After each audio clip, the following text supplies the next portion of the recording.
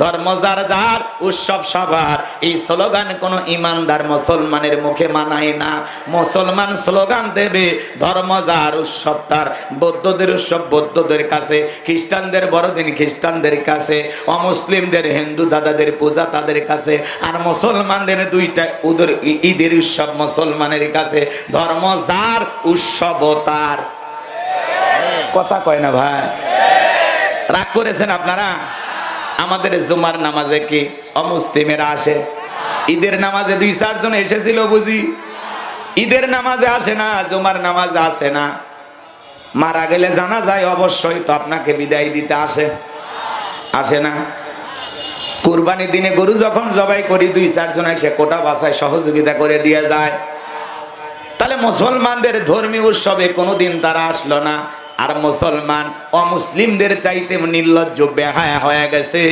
তাদের যখন পূজার উৎসব আছে, বউ বাচ্চাকে হুন্ডার পেছনে নিয়ে মুসলমান যায় আর স্লোগান দেয়, মেলাই যায় রে, মেলাই যায় রে। আছে না নাই? এত বড় নির্লজ্জ বেহায়া মুসলিম হওয়ার পরেও অমুসলিমদের মেলায় যায়। বলেন তো যাওয়া জায়েজ না হারাম? যদি বলেন এই খবরদার যাবেন না, কই একদিন গেলে কি আমি হিন্দু হয়ে গেলাম? হেরে বুঝাবে কে? অনেক যুবক আছে বলে হুজুর মেলায় গেছিলাম, যা দেখি মন্দিরে অনেকগুলো লাড়ু কলা ছিল, কয়েকটা খেয়ে ফেলে দিছে। আছে না নাই? ভাইয়েরা আমার মনে রাখবেন, এদিক খেয়াল করেন, ধর্ম যার উৎসবতা। আচ্ছা আপনারা বলেন তো, চাকরি যার বেতন সভা, ওই যে পুকুর যার মাছ সভা, কথা কয় না? রাগ করছে? রাগ করবেন না তো। জমি যার ফসল সভা মানবেন, বউ যার হক সভা মানবেন না? তো এগুলো যেমন ভাগে আপনি দিবেন না। গাছ যার ফল তার, এদিক ফসলের ক্ষেত যার ফসল তার, পুকুর যার মাছ তার, বউ যার হক তার, চাকরি যার বেতন তার, বোনাস তার। কথা বলে ঠিক কিনা? ধর্ম যার উৎসব তার। ফাজলামি শুরু করছেন না? এই কথা বলতে পারেন দল যার চেয়ারম্যান সভা, এটা ঠিক আছে। প্রধানমন্ত্রী যেই দলেরই হোক সভা, এই কথা মানা যায়। থানার ওসি বলবে আমি সভা, এটা মানা যায়। কথা কয় না কে? উনি সকলেরই ওসি, সকলেরই খেদমত করার জন্য আসছে। চেয়ারম্যান সাহেব এই ইউনিয়নে যদি 20,000 মানুষ থাকে, উনি 20,000 লোকের চেয়ারম্যান। এখন উনি যদি বলে ভোট পাইছি 9,000, বাকি 11,000 লোকের আমি খেদমত করব না, তাদের সেবা দেব না, বলেন তো ইনি চেয়ারম্যান থাকার যোগ্য? উনি যে কয়টাই ভোট পা, ওনাকে বলা লাগবে আমি সবার চেয়ারম্যান। কে ভোট দিছে না দিছে, আমি সবার সেবা করব। কথা বোঝেন, ভালো করে বোঝেন। অনেক কথা বলার ছিল, সময় নাই, এদিক সেদিক আর যাব না। কষ্ট হচ্ছে আপনাদের? তাহলে পরিষ্কার একটা আকল বিবেক জ্ঞান দিয়ে একটা জিহান সাফ করে অন্তর থেকে একটা কথা বিশ্বাস করে যাবেন আজকের মাহফিল থেকে, যে ধর্ম যার উৎসব তার। হিন্দুদের উৎসব হিন্দুদের কাছে, বৌদ্ধদের উৎসব বৌদ্ধদের কাছে, খ্রিস্টানদের উৎসব খ্রিস্টানদের কাছে, মুসলমানদের উৎসব মুসলমানের কাছে। তবে আমাদের উৎসবে অমুসলিমেরা আসলে বাধা নাই, আমরা আরো খুশি হব। কারণ আমাদের এই ধর্মীয় সংস্কৃতি দেখে তারা যদি পরিবর্তন হয়, আল্লাহ যদি হেদায়েত দেয়, এই জন্য আমাদের কাছে তারা আসলে কোনো আপত্তি। কিন্তু অমুসলিমেরা তারা যখন পূজা করবে, আনুষ্ঠানিকতা করবে, এখানে মুসলমান নিরাপত্তা দেবে, কিন্তু বাধা দেয়া যাবে? কথা কয় না কা? বাধা দেওয়ার কোনো সুযোগ নাই। মনে রাখবেন, মুসলমানরা যে জনপদের সরকার থাকবে, রাষ্ট্রপ্রধান থাকবে, অমুসলিমেরা সে এলাকায় নিরাপদে থাকবে। মায়ের কোলে শিশু যেমন নিরাপদ, ডিমের ভিতরে কুসুম যতটা নিরাপদ, অমুসলিমদের তেমনি ভাবে নিরাপত্তা দিয়া মুসলমানের দেশে বসবাস করার সুন্দর একটা অধিকার প্রতিষ্ঠিত করতে হবে। কথা বলেন ঠিক কিনা? কথা কি ক্লিয়ার? আপনি নিরাপত্তা দেবেন, তাদের অধিকার নিশ্চিত করবেন। একটা অমুসলিম যদি ব্লাড লাগে মুসলমান দেবে, অমুসলিম টাকা পয়সা না, মেয়ের বিবাহ দিতে পারে না, মুসলমান টাকা দেবে। পরিবার চলে না, জায়গার ব্যবস্থা করে দেবে। অমুসলিমদের নানানভাবে সহযোগিতা করবেন। আল্লাহ বোঝার তৌফিক দান করুন, জোরে বলুন আমিন। আপনারা কি আমার আলোচনা শুনেছেন? কই শুনছেন? পায়রাডাঙ্গা, পায়রাডাঙ্গা কোন সূরা থেকে ওয়াজ করেছিলাম মনে আছে? সূরাল মুমিনুন, মাশাআল্লাহ। ওই যে রনি ভাইয়ের মাহফিলে, তাই না? সারা জামান হাফিজে মাদ্রাসার উদ্যোগে যে মাহফিল হয়েছিল সেখানে আপনারা গিয়েছিলেন, মাশাআল্লাহ। ঠিক আছে, ধন্যবাদ। রনি ভাই আজকের মাহফিলে আসছেন, আপনারা গেছিলেন তার মাহফিলে, সে আসছে আপনাদের মাহফিলে। তো আল্লাহ পাক রনি ভাইয়ের হায়াত বাড়ায় দেন, জোরে বলেন আমিন। তার মায়ের নামে যে প্রতিষ্ঠিত মাদ্রাসা, আল্লাহ পাক এই মাদ্রাসাকে কবুল করেন, জোরে বলেন আমিন। সবাই একটু বসেন, ভূমিকা দেব না, ডাইরেক্ট আলোচনা করব, কারণ সময় খুব কম, মানে কথা বাড়ানোর কোনো সুযোগ নাই। সবাই একটু অনুরোধের ভাষায় বলছে, একটু বসেন। আসসালামু আলাইকুম ওয়া রাহমাতুল্লাহি ওয়া বারাকাতুহু। আলহামদুলিল্লাহি রাব্বিল আলামিন ওয়াল আকিবাতু লিল মুত্তাকিন। আম্মা বা'দ, আউযু বিল্লাহি মিনাশ শাইতানির রাজীম। বিসমিল্লাহির রাহমানির রহিম। ইয়া বুনাইয়া আকিমিস সালাতি ওয়া আমর বিল মা'রুফ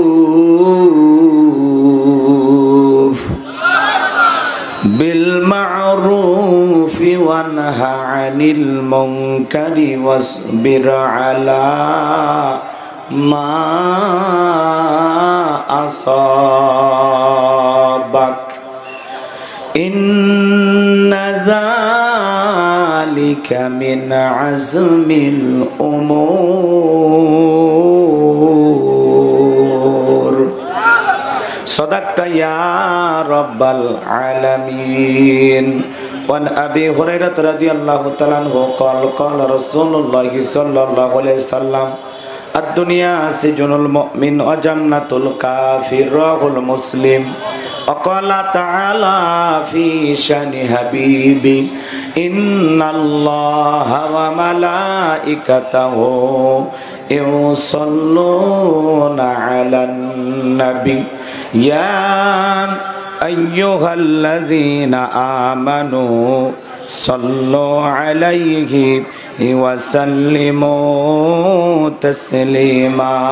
সকলে দরুদ ইব্রাহিম পড়ুন। আল্লাহুম্মা সাল্লি আলা মুহাম্মাদ ওয়া আলা আলি মুহাম্মাদ কামা সাল্লাইতা আলা ইব্রাহিম ওয়া আলা আলি ইব্রাহিম ইন্নাকা হামিদুম মাজিদ।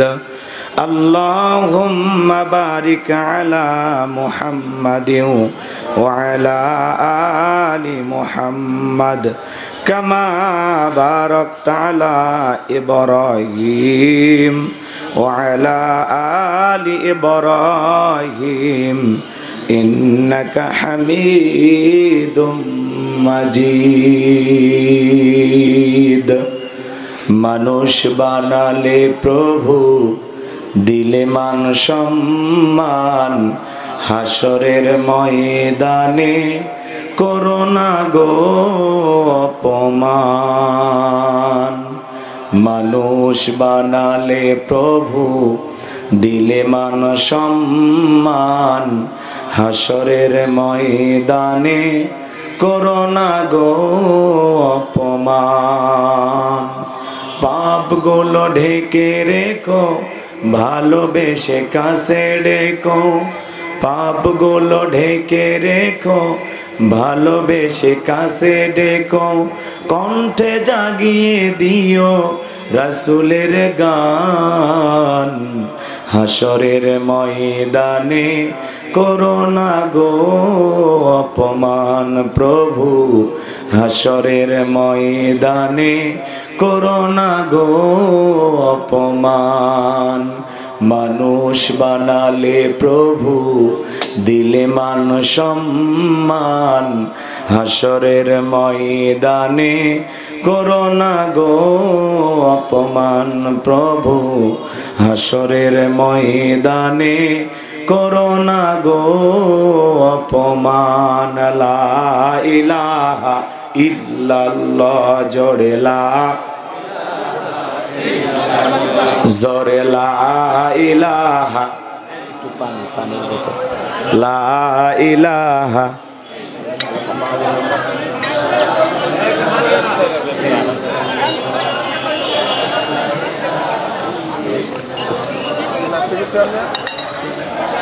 জোরে লা ইলাহা।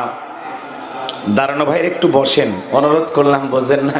একটু বসেন, পরিবেশ সুন্দর করুন। কি সুন্দর ঘাস, আহারে যুবকের এরকম ঘাসে কত গল্প করে, খালি বান্ধবী পাইলে হয় নাকি?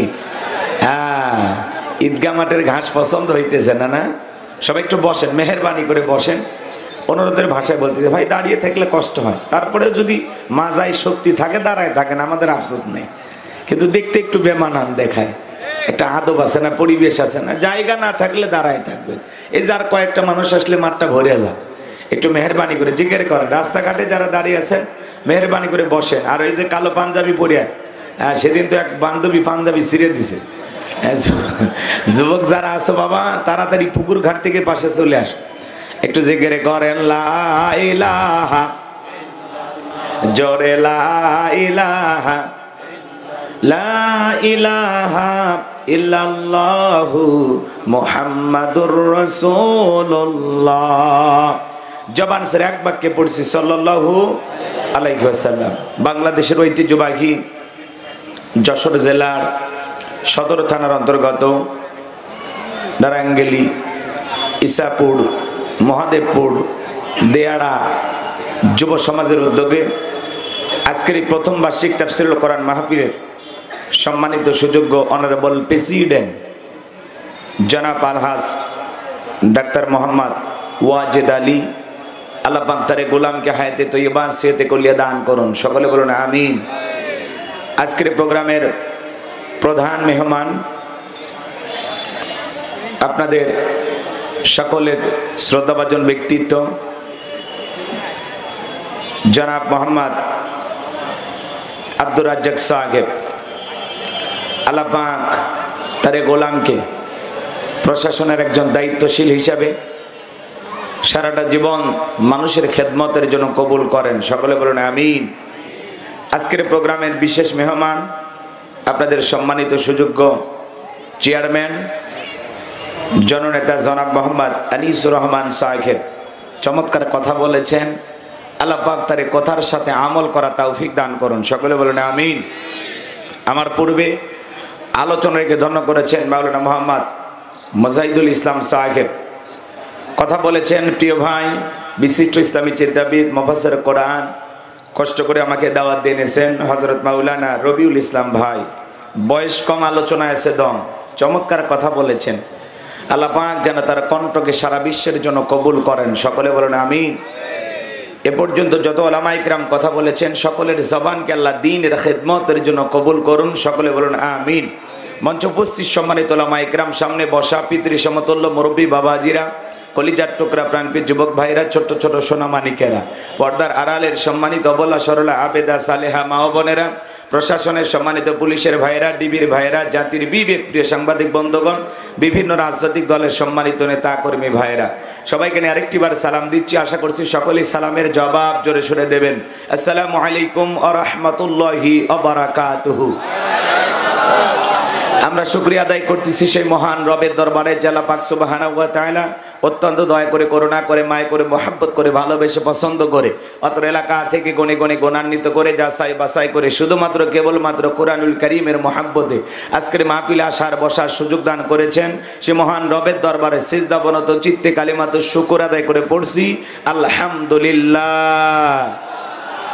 লক্ষ কোটি দরুদ সালাম মানবতার শ্রেষ্ঠ বন্ধু বিশ্বনবী বিশ্বনেতা যিনি আইয়ামে জাহিলিয়াতের যুগ আগমন করে অসভ্য মানুষগুলোকে সভ্য বানিয়েছেন, অভদ্র মানুষগুলোকে ভদ্র বানিয়েছেন, কোরআন নামের সংবিধান দিয়া, কোরআনের রাজ কায়েম করে সোনালী যুগ উপহার দিয়া মদিনার পাক ভূমিতে শায়িত আছেন। সে রাসূলের প্রতি কলিজা ভরা মহাব্বত নিয়ে পড়ছি দরুদ সালাম, সকলেই পড়ুন সাল্লাল্লাহু আলাইহি ওয়াসাল্লাম।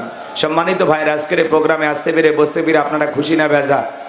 কারা কারা বেজার দুই হাত তুলে দেখান। যে মাঝে মাঝে দুই একজন হাত তোলে, জোকে তালে হয়ে গেছে, তাই না?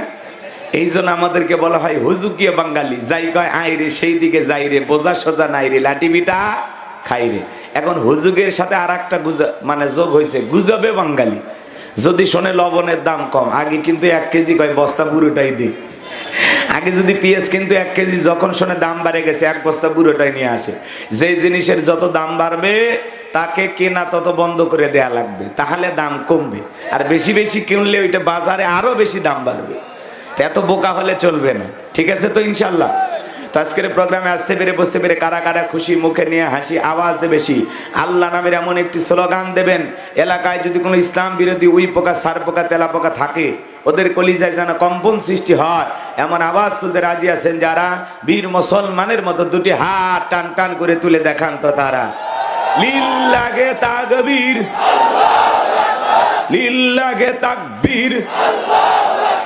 আল কোরআনের আলো, আল হাদিসের আলো, দুনিয়ার মুসলিম। আমার নেতা তোমার নেতা, আমার নেতা তোমার নেতা। লিল্লাহে তাকবীর। আল কোরআনের আলো, আল হাদিসের আলো, দুর্নীতির আলো। হাত নামান। অনেকে ঝোঁকে তালে বলেই ফেলেছেন দুর্নীতির আলো ঘরে ঘরে জাল। বাংলাদেশে দুর্নীতি দমন কমিশন আছে না নাই? এরপরে দুর্নীতি কমেছে নাকি ডিজিটাল কায়দায় বেড়েই চলেছে? দিন যত গড়াচ্ছে দুর্নীতির পাল্লা তত ভারী হচ্ছে, কথা বলেন ঠিক কি না? আমরা চাই আমাদের প্রিয় মাতৃভূমি বাংলাদেশ দুর্নীতি মুক্ত আল্লাহ কবুল করেন, ছেলে বলুন আমিন। আমরা চাই আমাদের বাংলাদেশ মাদক মুক্ত আল্লাহ কবুল করুন, ছেলে বলুন আমিন। আমরা চাই আমাদের বাংলাদেশ যৌতুক মুক্ত আল্লাহ কবুল করুন, ছেলে বলুন আমিন। সম্মানিত ভাইরা আমার, ভূমিকায় লম্বা কথা নয়, সরাসরি মূল আলোচনায় প্রবেশ করতে চাই। তারপরে দু একটি কথা না বললেই নয়। আমরা যত জায়গায় করণের কথা বলতে যাই, বলে হুজুর সাবধানে আলোচনা করবেন, ভুলে যাবেন এলাকা কার। ওদের কথার সাইজ শুনে মনে হয় এলাকা ওদের বাবার। আওয়াজ দিলে পুরুষের মতো দেবেন, আমি করবো ওয়াজ, আপনারা দেবেন আওয়াজ, জবাব দিবেন ঠিক ঠিক, আলোচনা হবে কমপ্লিট। শ্রোতাদের স্পিরিটে বারে, বক্তার হিট, আলোচনা হবে জায়গা মতো ফিট। চোখ কান খোলা রাখবেন, কিছু আজ প্যান্ডেলে, কিছু আজ অ্যাঙ্গেলে। জ্ঞানী লোকের জন্য ইশারায় যথেষ্ট, কথা বলেন ঠিক কিনা? আমার ভাইয়েরা, অনেক জায়গায় কথা বলতে গেলে বলে হুজুর ওয়াজ যা করবেন করবেন, খবরদার রাজনীতির কোনো আলোচনা করবেন না, আছে না নাই? আপনারাই বলেন তো আমার বাড়ি কোন জেলা? গাইবান্ধা। গরিব এলাকায় বাড়ি দেখে আমার জেলার নামটা নিতে আপনাদের কষ্ট হচ্ছে। একটু জোরে বলেন, আমার বাড়ি কোথায়? গাইবান্ধায়। আমি আসছি কোথায়? যশোরে। বিশ্বাস করেন আমি গাইবান্ধা থেকে যশোরে এসেছি শুধুমাত্র কোরআনের কথা বলার আশায়, এছাড়া আমার আর অন্য কোনো উদ্দেশ্য নাই, কথা বলেন ঠিক কিনা? আর গাইবান্ধা থেকে যশোরে এসে রাজনীতি করে আমার কোনো লাভ আছে? আগামী নির্বাচনে এলাকার মহিলা মেম্বার পদে দাঁড়ানোর কোনো চান্স আছে? তাহলে আমি কেন এখানে রাজনীতি করব? যদি করাই লাগে নিজের জেলা গাইবান্ধাই করবো, কথা বলেন ঠিক কিনা? এই জন্য আপনার টেনশন মুক্ত থাকবেন, আমি আপনাদের কথার সাথে একমত। আমি বাংলাদেশের রাজনীতি কোনো দলের বক্তা না, আমি রাজনীতিক কোনো বক্তব্য দেব না। I will not any political word because I am not a leader of any political party. কারণ এখানে সব দলের লোক আছে, আছে না নাই? এখানে বসে আছেন আওয়ামী লীগ, বিএনপি, জাতীয়বাদী জামাত ইসলাম, জাসদ, বাসদ, চেয়ারম্যান আরশিদ জানবেগি, ফরুপুরা, হাটাজার ওলামা নিজামা, তাবলিগ, পাবলিক, ওলামা লীগ, কোন গণফোরাম, সুসমাজ, বিকুল বাজার, এলজিবি, বিডিএম, নাগরিক শক্তি, বিপিএল সোসাইটি, 4 দল, 14 দল, 8 দল, 19 দল, 20 দল, এবস্তাম বিএনএ, বাংলাদেশ কংগ্রেস যে পর্যন্তই থাক। আবার ভিপি নুরের আছে গণ অধিকার পরিষদ, তৈমুর চাচা খুলেছিল তৃণমূল বিএনপি। চাচা এক কান্দে, চাচার হাতে মূলে ধরায় দিস, কথা কোন ঠিক না? এত দলীয় লোক যেখানে, আমি কি বোকা দলীয় আলোচনা করব? এই দিক থেকে যদি একটা দলের লোক গুতা মারে, ওই দিক থেকে আর একটা দলের লোক থানায় টেলিফোন করে, আমি হুজুরের অবস্থা ভালো না খারাপ? অতএব আজকের মাহফিলে বাংলাদেশের রাজনীতি নিয়ে কোন আলোচনা করা হবে? বলেন, বাংলাদেশের রাজনীতি নিয়ে কোনো আলোচনা করা হবে না। তবে হ্যাঁ, আমি যদি কোনো রাজনৈতিক বক্তব্য দেই, এই পৃথিবীর শ্রেষ্ঠ রাজনীতিবিদ, শ্রেষ্ঠ রাষ্ট্রনায়ক, শ্রেষ্ঠ রাষ্ট্রপতি, শ্রেষ্ঠ সেনাপতি, শ্রেষ্ঠ বৈজ্ঞানিক, শ্রেষ্ঠ দার্শনিক, শ্রেষ্ঠ বাবা, শ্রেষ্ঠ নানা, শ্রেষ্ঠ আদর্শ, শ্রেষ্ঠ মহামানব রহমাতুল আলামিনের মদিনার আদর্শের রাজনীতির কথা বলবো। আমি যদি কোন রাজনৈতিক বক্তব্য দেই, খলিফাতুল মুসলিমিন, আমিরুল মুমিনিন হযরত ওমর ফারুকের আদর্শের রাজনীতির কথা বলবো। যেই ওমর ফারুক আল্লাহর জমিনে আল্লাহর আইনকে প্রতিষ্ঠিত করতে গিয়ে নিজের কলিজার টুকরা ছেলেকে পর্যন্ত ছাড় দেয় নাই, কথা বলে ঠিক কিনা? সেই মদিনাওয়ালার আদর্শের রাজনীতির কথা শোনার পর আপনার যেন আবার চুলকানি আরম্ভ না হয়। কারণ কোরআন হাদিসের হক কথা সবার পেটে হজম হয়। আপনারাই বলেন তো, সুদ করে সামনে যদি সুদের বিষয় নিয়ে আলোচনা করা হয়, ও কি যশোর শহর থেকে মিষ্টি নিয়ে এসে বলবে হুজুর হ্যাঁ করেন একটু মিষ্টি খান? নাকি বলবে এই হুজুর এসে সুদের ওয়াজ করে আমার সুদের ব্যবসায় লাল বাতি জ্বালাইছে, কথা বলে ঠিক কি না? যারা ঘুষ খায়, দুর্নীতি করে, হারাম খায়, ভুড়ি বানাইছে 26 মাসের গর্ভবতী, ওদের সামনে ঘুষের আলোচনা করলে খুশি না বেজার? যারা বেনামাজি, নামাজ পড়া আসার খাইয়া পইরা আল্লাহকে সিজদা দেয় না, ওদের সামনে নামাজের ওয়াজ করলে খুশি না বেজার? যে সমস্ত মা বোনেরা বোরকা পরে না, পর্দা করে না, বুকে ওড়না পর্যন্ত নেয় না, জিন্সের প্যান্ট গেঞ্জি পরে রাস্তাতে হাইটে যায়, পিছন দিক দিয়ে তাকালে মনে দুটো সুপারি গাছ ধরে আছে, এরকম বেহায়া বেপরদা নারীর সামনে পর্দার আলোচনা করলে খুশি না বেজার? এক কথায় ওয়াজ যদি কারো বিপক্ষে চলে যায়, কিয়ামত পর্যন্ত সে বক্তার উপরে খুশি হবে না, কথা বলেন ঠিক কিনা? এজন্য পরিষ্কারভাবে একটি কথা বলে দিতে চাই, আজকের আলোচনা সভাপতি স্যারের মতো হবে না, প্রধান অতিথির মতো হবে না, মাহফিল কমিটির মতো হবে না, বক্তার মতো হবে না, শ্রোতাদের মতো হবে না। আল্লাহর কোরআন যা বলবে গোলাম রব্বানি তাই বলবে, এতে কে খুশি কে বেজার ওইটা দেখার টাইম নাই, কথা বলেন ঠিক কিনা? যুগে যুগে নবী রাসূলেরা এসেছেন, তাদের দাওয়াতি কাফের বেঈমানরা বাধার পাঁচিল তৈরি করে দিয়েছিলেন। এরপরে আল্লাহর পয়গম্বররা শত বাধার পাঁচিলকে ভেঙে আল্লাহর জমিনে আল্লাহর পথে মানুষকে দাওয়াত দিয়েছেন, কথা বলেন ঠিক কিনা? আপনার আমার প্রিয় নবী কালিমার দাওয়াত দিদিকে করোনার প্রচার করতে গিয়ে মার খেয়েছেন, রক্ত জড়িয়েছেন, দান দান মোবারক শহীদ হয়ে গেছেন, লোহার টুপি মাথার ভিতর ঢুকে গেছেন, সাহাবা ইকরাম দ্বীনকে প্রতিষ্ঠিত করতে মার খেয়েছেন, রক্ত জড়িয়েছেন, জীবন দিয়েছেন। ও বাংলার মুসলমান, 1971 সালে এদেশের মাটির জন্য, এদেশের স্বাধীনতার জন্য আপনার আমার পূর্বপুরুষেরা যদি রক্ত দিতে পারেন, জীবন দিতে পারেন, প্রয়োজন যদি হয় আল্লাহর জমিনে আল্লাহর দ্বীনকে প্রতিষ্ঠিত করতে গিয়ে, কোরআনের সমাজ কায়েম করতে গিয়ে নবীদের মতো, সাহাবা ইকরামদের মতো বুকের তাজা রক্ত দিতে হয়, কারা কারা দিতে রাজি? দুই হাত তুলে আল্লাহকে দেখান। লিল্লাহি তাকবীর। হাত সোজা করে টান টান করে তোলেন। আমি কি হাত নামাইতে বলেছি? ওই যে মাঝে মাঝে হাত ব্যাকা করে তুলেছেন, দুই হাত সোজা করার শক্তি না। আপনি পুরুষ মানুষ, দুধ ডিম ভিটামিন ক্যালসিয়াম মাঝে মাঝে কিনে খাবেন, একেবারে দুর্বল হলে চলতে পারবেন। হাত সোজা করে, সোজা করে। আমার আল্লাহ রাব্বুল আলামিন বলেন, ইন্নাল্লাহা আশতারা মিনাল মুমিনিনা আনফুসাহুম ওয়া আমওয়ালাহুম বিআন্না লাহুমুল জান্নাহ। সূরা তাওবার 111 নম্বর আয়াতে আল্লাহ পাক জানিয়ে দিলেন, নিশ্চয়ই মুমিন বান্দাদের জান মাল আমি আল্লাহ ক্রয় করে নিয়েছি, বিনিময়ে দেব জান্নাত। বলুন সুবহানাল্লাহ। তাহলে বলেন তো বাজান, আপনার আমার জীবনের মালিক কে? এ যশোরের যুবকেরা ভালো করে বলো তো, এই জীবনের মালিক কে? প্রেম করবা আর পার্কে নিয়ে যা প্রেমিকাকে ডায়লগ দিবা, এ জীবন তোমার, তুমি শুধু আমার। ওরে হাইব্রিড যুবক, এই জীবনের মালিক কে? আপনার আমার সম্পদের মালিক কে?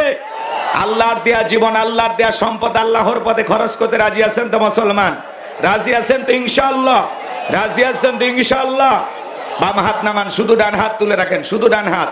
আল্লাহ রাব্বুল আলামিন বলেন, ইল্লা সাহাবাল ইয়ামিন ফি জান্নাতিন ইয়াতাসাআলুন। ডানপন্থী যারা জান্নাতের বাগানে থাকবে তারা, ডানপন্থী যারা আল্লাহর প্রিয় হতে পারবে তারা। বলেন আল্লাহু আকবার। কোনো কথা হবে না। কিছুক্ষণ আগেই বললেন হুজুর জীবন দিতে রাজি, রক্ত দিতে রাজি।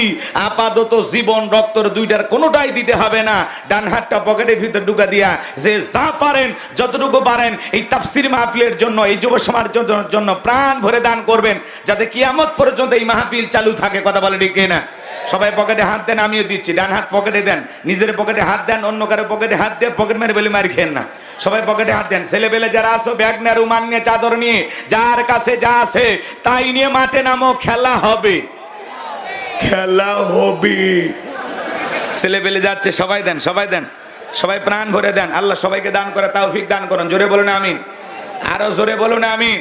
সবাই পকেটে হাত দেন। 10, 20, 50, 200, 100, 500, 2000, 5000, 10,000, 1 লাখ, 2 লাখ, যে যা পারেন। আবু হানিফ 50 টাকা। চাচার দান আল্লাহ কবুল করেন। 10, 20, 50, 200, 100, 500, যে যা পারেন আল্লাহর রাস্তে পকেটে হাত দিয়ে টাকা বের করে দেন। খবরদার কে যেন আবার বিড়ি ম্যাচ দিন না। 2014 সালে ওয়াজ করতে গেছিলাম রংপুর তারাগঞ্জ, ওই জায়গায় কালেকশন চলতেছিল। একজন ব্যাগের ভিতর দিয়েছিল 2 প্যাকেট বিড়ি, দিয়ে লেখা দিয়েছে 1 প্যাকেট মাহফিল কমিটির আর 1 প্যাকেট বক্তার। কত বড় দুষ্ট, চিন্তা করেন। এরকম দুষ্টমি করা যাবে না।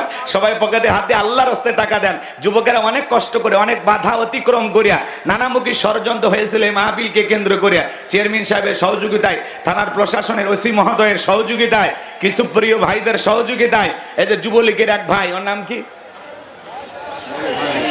মানিক, মানিক, এই যুবকদের অনেক অক্লান্ত পরিশ্রমে আজকের মাহফিল। কথা বলেন ঠিক কিনা? কোরআনের মাহফিলে যারা বাধা দেয়, বলেন তো লক্ষণ ভালো না খারাপ? বাধা দিয়েছে যারা কপাল পোড়া তারা, বাধা দিয়েছে যারা আবু জেহেলের মুরিদ তারা। কথা বলেন ঠিক কিনা? হ্যাঁ, আবু জেহেলের মতো জাহান্নামে যাওয়ার জন্য রেডি থাকো। আমাদের রনি ভাই সেই পায়রাডাঙ্গা থেকে চলে আসছে, জিগরগাছা রনি ভাই, সুনামধন্য একজন ব্যক্তিত্ব, আল্লাহরে গোলাম রনি ভাই, সারা জামান হাফিজে মাদ্রাসার সম্মানিত প্রতিষ্ঠাতা পরিচালক, আমার ভাই নগদে 1000 টাকা, লিল্লাহে তাকবীর। আল্লাহ তোমার এই গোলামের দান কবুল করো, হায়াত বাড়ায় দাও। আরেকজন ভাই নগদে 1000 টাকা, জোরে বলেন মারহাবা। আল্লাহ দানটা কবুল করেন, বড় ধরনের শামিল করেন, এই দান ছেলেকে লক্ষ লক্ষ টাকার মালিক বানায় দেন, জোরে। সবাই একটু মেহেরবানি করে দিবেন, দাঁড়ানো ভাইদের কাছ থেকেও কালেকশন নেবেন। মা বোন যারা বসে আছেন, মা আপনাদের ভেতরে লোকজন চলে গেছে, আপনারা প্রাণ ভরে দান করবেন। এই টাকাগুলো নেন, কমিটির কারা আছেন এই টাকাগুলো নেন, নেন। আপনারা তো কমিটির লোকজন না? ঠিক আছে, রেখে দেন। আর কেউ আছে বাবা দেওয়ার মতো? আর কেউ আছে? চেয়ারম্যান সাহেব দেবেন তো ইনশাল্লাহ? সবাই খালি চেয়ারম্যানের দিকে তাকায়। আলাদা বরাদ্দ আছে, যুবকেরা আশা করতেছে তো নগদে কিছু থাকলে দিয়ে দেন, নাহলে পরে দেবে, তোমরাই ধরো নি, দেবে দেবে। আল্লাহ কবুল করেন, জোরে বলেন আমিন। নগদ সবাই খালি দেখতেই যায়, বাপরে বাপ। মানে চেয়ারম্যান সাহেব কত দিলে এটা জানার আগ্রহ বেশি।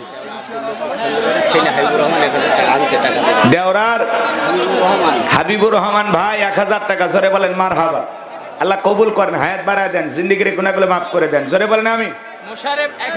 মোশাররফ 1000 টাকা, মোশাররফ ভাইয়ের দান আল্লাহ কবুল করেন, জোরে বলেন আমিন।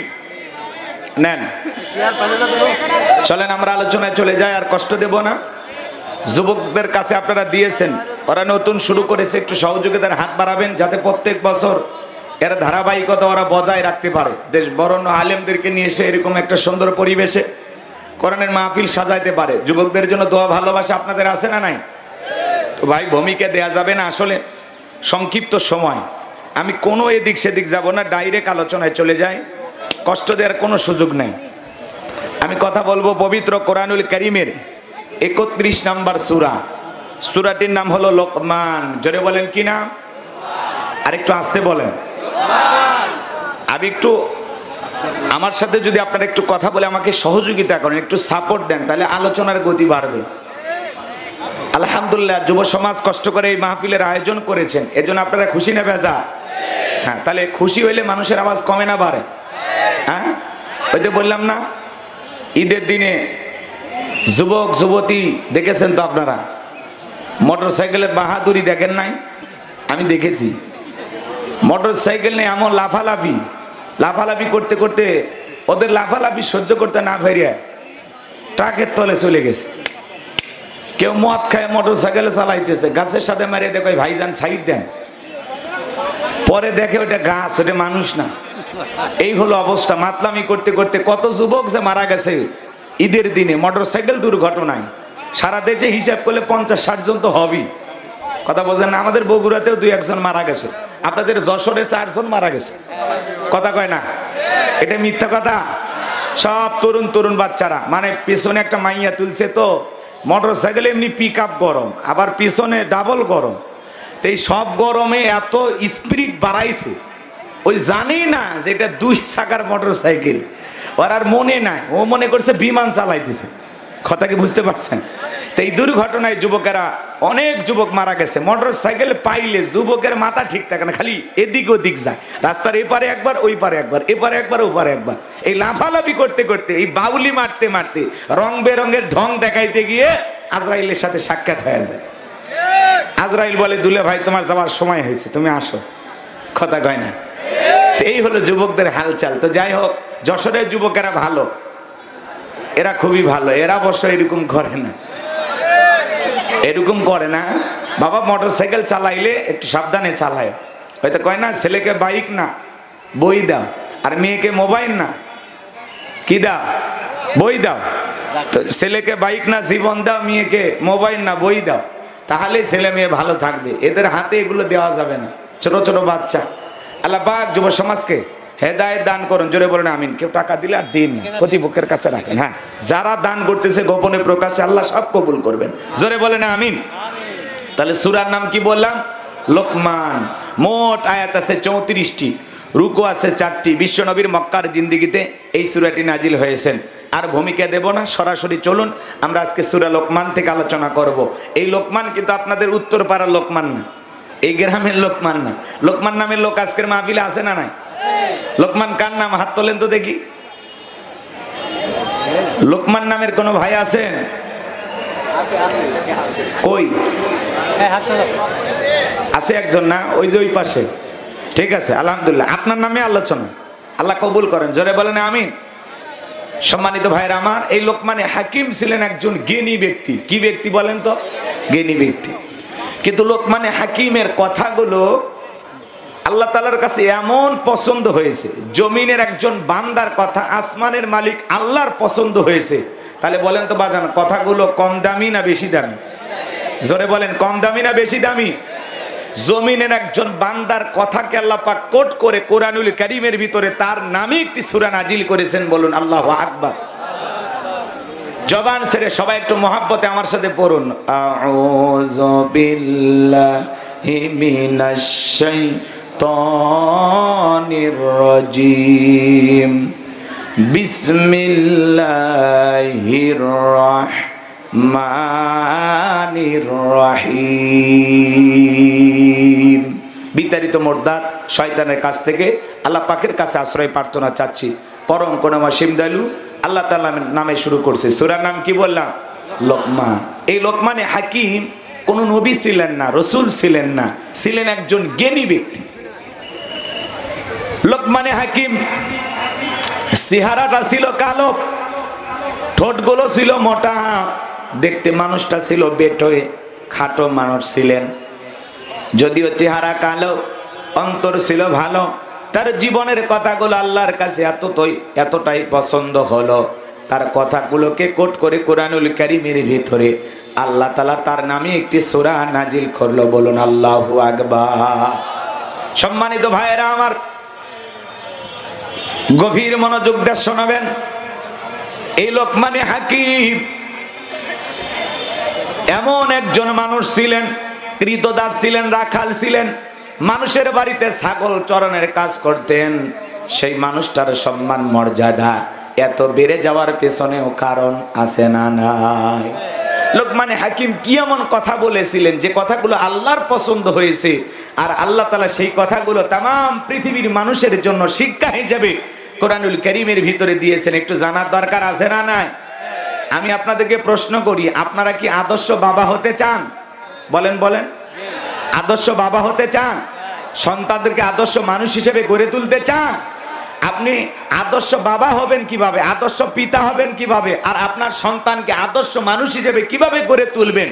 তাহলে আপনাকে লোকমানে হাকিমের মতো আদর্শ বাবা হতে হবে। লোকমানে হাকিম তার সন্তানদেরকে যে উপদেশগুলো দিয়েছিলেন, সেই উপদেশগুলো এত দামি, এত দামি, তামাম পৃথিবীর বাবাদের জন্য আল্লাহ পাক এই উপদেশগুলো কোরআনুল কারীমের ভিতরে জানিয়ে দিয়েছেন। বলুন আল্লাহু আকবার। তো আজকের মাহফিলে আলোচনার বিষয় হলো আদর্শ বাবা হবেন কিভাবে, আর সন্তানকে আদর্শ মানুষ হিসেবে কিভাবে গড়ে তুলবেন। পারিবারিক এই সুন্দর একটি বিষয়ের উপরে আমাদের আলোচনা হওয়ার দরকার আছে না নাই? জোরে বলেন বাজান, দরকার আছে না নাই? টক ঝাল মিষ্টি আল্লাহর সৃষ্টি, আলোচনার ভিতরে অনেক কিছু পাবেন। কেউ মন খারাপ করবেন না, আমাকে একটু শুরু করতে দেন, মজা পাবেন ইনশাল্লাহ। যতটুকু সময় পাবো কোরআন এবং সুন্নাহর আলোকে দলিল ভিত্তিক আলোচনা হবে। একটু মেহেরবানি করে। কি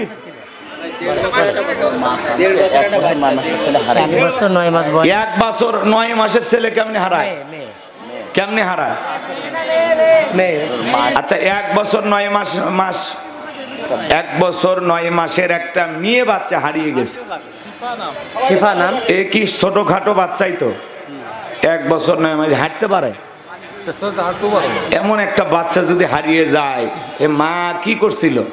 কার সাথে গল্প করতেছিল নাকি? মাহফিলে আসছেন, সন্তানদেরকে একটু সময় দেন, তাদেরকে কোলে নিয়ে বসেন, নাকি বান্ধবী না খুঁজতেছে নাকি আল্লাহ জান। এখন ওই ছোট বাচ্চা কেমনে আসবে? ওকে মাইকের কথা বোঝে? শিপা নামের ছোট্ট একটা বাচ্চা হারিয়ে গেছে, মেয়ে বাচ্চা। যদি কেউ পান মঞ্চের কাছে নিয়ে আসবেন, তার মাকে দেবেন। এখন ওই ভিডিও দেখে লাভ আছে আমার?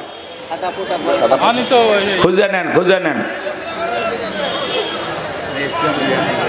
না না, বাচ্চা হারাবে কেন? ছোট বাচ্চা যাই কই, এর মা কি করছিল?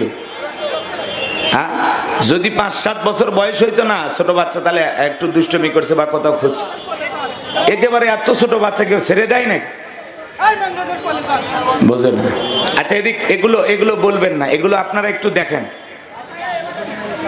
সম্মানিত ভাইয়েরা আমার, আল্লাহ রাব্বুল আলামিন লুকমানে হাকিমের কথা কোরআনুল কারীমের ভিতরে সুন্দরভাবে জানিয়ে দিয়েছেন।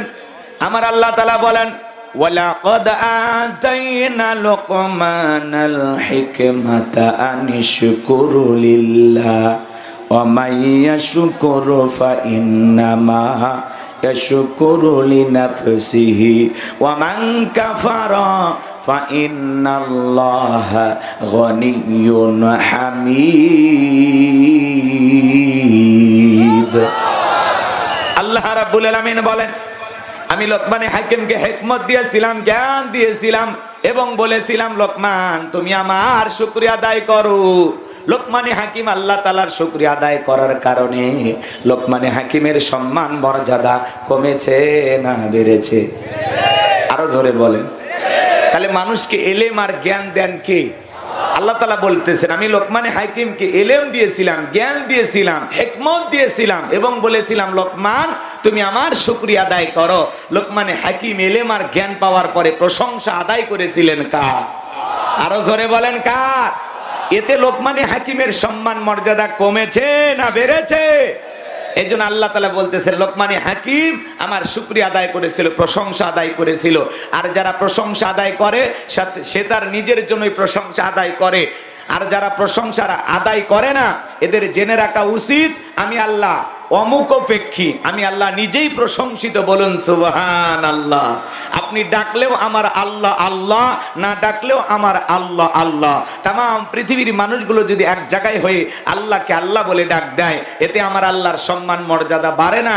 আবার তাম পৃথিবীর মানুষগুলো যদি এক জায়গায় হয়ে আল্লাহকে আল্লাহ বলে না ডাক দেয় আমার আল্লাহর সম্মান মর্যাদা কমে না। আপনি ডাকলেও আমার আল্লাহ আল্লাহ, না ডাকলেও আমার আল্লাহ আল্লাহ। 5 বছর পরে ভোট দিয়ে নির্বাচন করে কি আল্লাহ হয়? কথা কয় না। তার মানে প্রশংসা আদায় করলে বান্দার লাভ, আমার আল্লাহর কোনো লাভ নাই। প্রশংসা আদায় না করলে বান্দার লস, আমার আল্লাহর কোনো লস নাই। কথা বলেন ঠিক কি না? কারণ আল্লাহ তাআলা বলতেছেন আমি অমুখপেক্ষী, আল্লাহ কারো মুখপেক্ষী নন। আল্লাহুস সামাদ, তিনি কারো মুখপেক্ষী নন, আমরা সবাই তার মুখপেক্ষী। কথা বলেন ঠিক কি? আল্লাহ তাআলা আয়াতের শেষে বলতেছেন আল্লাহু গনিয়্যুন হামিদ। আল্লাহ তাআলা নিজেই প্রশংসিত, তার প্রশংসা আদায় করার জন্য মানুষের প্রয়োজন নাই, তিনি নিজেই প্রশংসিত।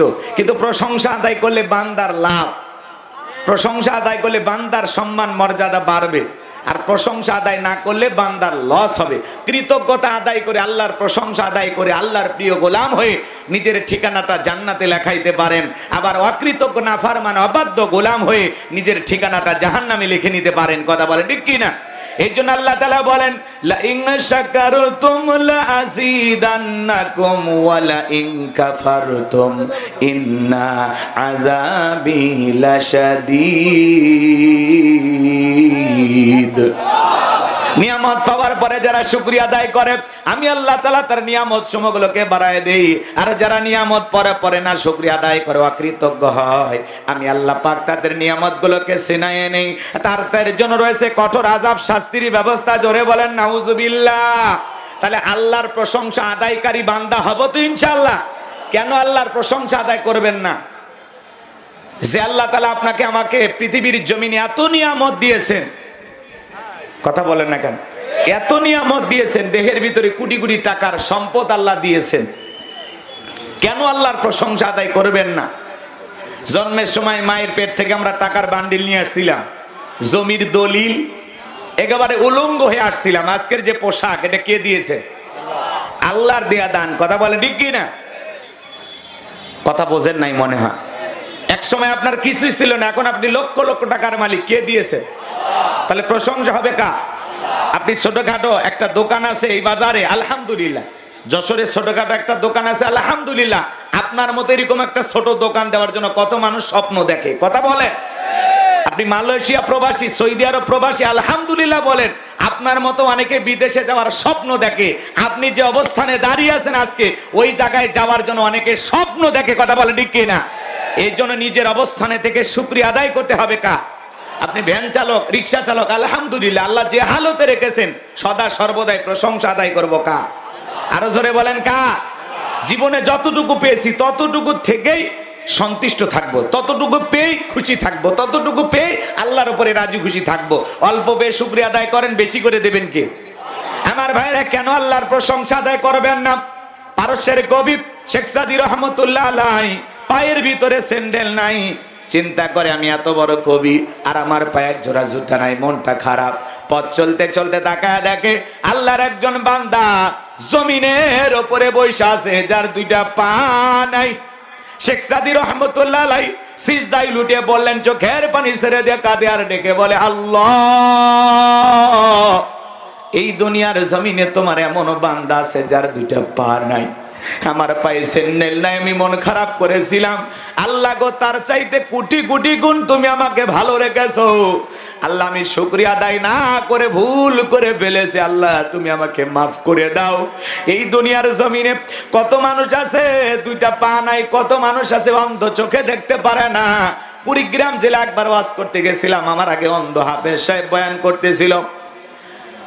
আলোচনা শেষে একসাথে যখন খাইতে বসেছিলাম, হঠাৎ করে বিদ্যুৎ চলে গেল। আমি ডেকে বললাম, ভাই তাড়াতাড়ি আলোর ব্যবস্থা করেন।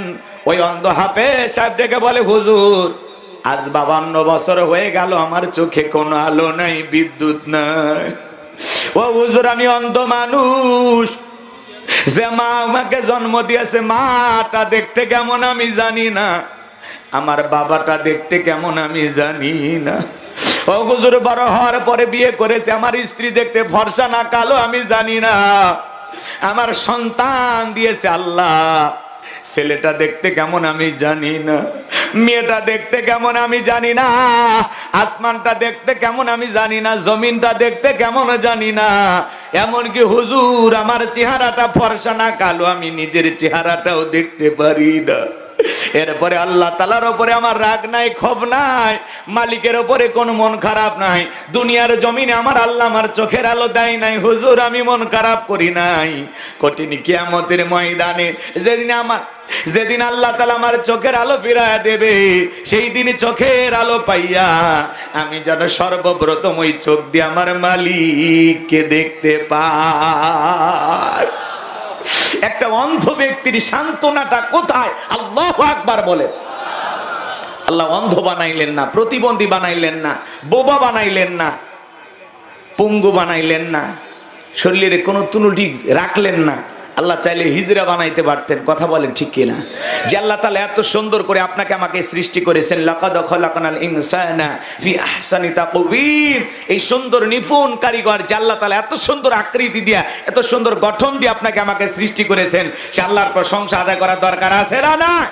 তাহলে সুখে থাকুন দুঃখে থাকুন সর্বাবস্থায় প্রশংসা হবে কার? হাসপাতালের বেডে কত মানুষ শুয়ে কাতরাচ্ছে, কথা বলে ঠিক কিনা? ফল ফুট ঔষধ সব সামনে, জানতো কি বলে যে ভাই একটু দোয়া করেন, কথা বলেন না কেন? আর আপনি একটু সমস্যায় থাকলে, ভাই কেমন আছেন, এই কোনো মতে বেঁচে আছি, গরিবের থাকা না থাকার সমান, গরিবের আবার কিসের ঈদ, এই কোনো মতে, মানে এমন অজুহাত দাঁড় করা, এমন ধরনের ভঙ্গিমা আলহামদুলিল্লাহর মুখ দিয়ে বেরিয়ে হচ্ছে না। কথা কয় না কেন? আপনাকে যখন জিজ্ঞাসা করা হবে আপনি কেমন আছেন, ডাইরেক্ট কি বলতে হবে? আলহামদুলিল্লাহ। প্রথমে আল্লাহর প্রশংসা আদায় করেন, এরপরে কি সমস্যা থাকতেই পারে, মানুষের সমস্যা, খালি কোসন ভাই এই গরিবের থাকা না থাকা, হুজুর আমি আছি আর কি, আছে না ভাই? তাহলে আপনারা সবাই কেমন আছেন? সুখে থাকি দুঃখে থাকি সর্বাবস্থায় প্রশংসা হবে কার? আল্লাহ ইচ্ছা করলে হাসপাতালে বেডে শোয়া রাখতে পারতেন না?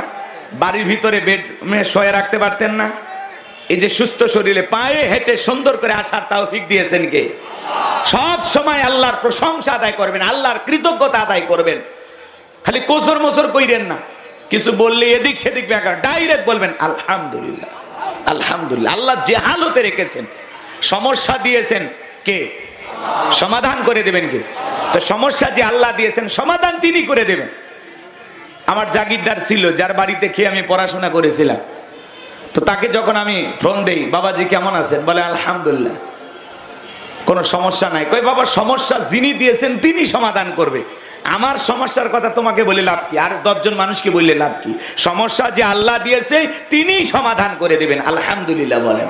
মুমিনের জবাব তো এরকম হওয়া দরকার, কথা বলে ঠিক কি না? আর আমার কিছু কিছু সমস্যা হওয়ার আগে আমরা এখানে সেখানে বলে বেড়াই। আজকে প্রশংসা, হুজুর এত আলহামদুলিল্লাহ পড়বো কেন? আরে ভাই, আপনারা সবাই বলেন তো, আমি যদি আপনাদেরকে আরেকবার জিজ্ঞাসা করি মন খারাপ করবেন? আপনারা সবাই কেমন আছেন? ভাই আগামী কালকে কি যশোরে দেখা হবে? কি বলতে হবে? ইনশাআল্লাহ। কারণ আমরা দোয়া সঠিকভাবে জানি না, কোন দোয়া কোন জায়গায় পড়া লাগে। এক মুরব্বী পেশাবখানায় যা দোয়া পড়তেছে, বিসমিল্লাহি ওয়ালা বারাকাতিল্লাহ। আমি দোকানে বললাম, চাচা এটা তো খানা খাওয়ার দোয়া। কই বাবা কোন দোয়া যে কোন জায়গায় পড়া লাগে, আমার তো মাথা কাজ করে আছে না না। কয় আপনার স্ত্রী একটা ছেলে সন্তান হয়েছে, কয় ইন্না লিল্লাহি ওয়া ইন্না ইলাইহি রাজিউন। বলে আপনার শাশুড়ি মারা গেছে, কয় আলহামদুলিল্লাহ। মানে কোনটা কোন জায়গায় পড়া লাগবে মাথা কাজ করে না, এরকম আছে না নাই?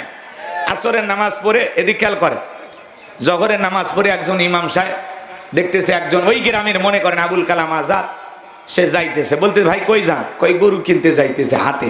তখন বলতেছে ভাই ইনশাল্লাহ বলেন। কয় হাটে আছে গরু আর পকেটে আছে টাকা, ইনশাল্লাহ বলা লাগবে কেন? হুজুরের খালি দেখলেই খালি কোনো না কোনো একটা ফতুয়া দেয়। তো হুজুর আর কিছু বলে নাই, বেচারা যায়া গরুর হাটে গরু পছন্দ হয়েছে, এখন পকেটে হাত দেয়, পকেট খালি লম্বা হয়।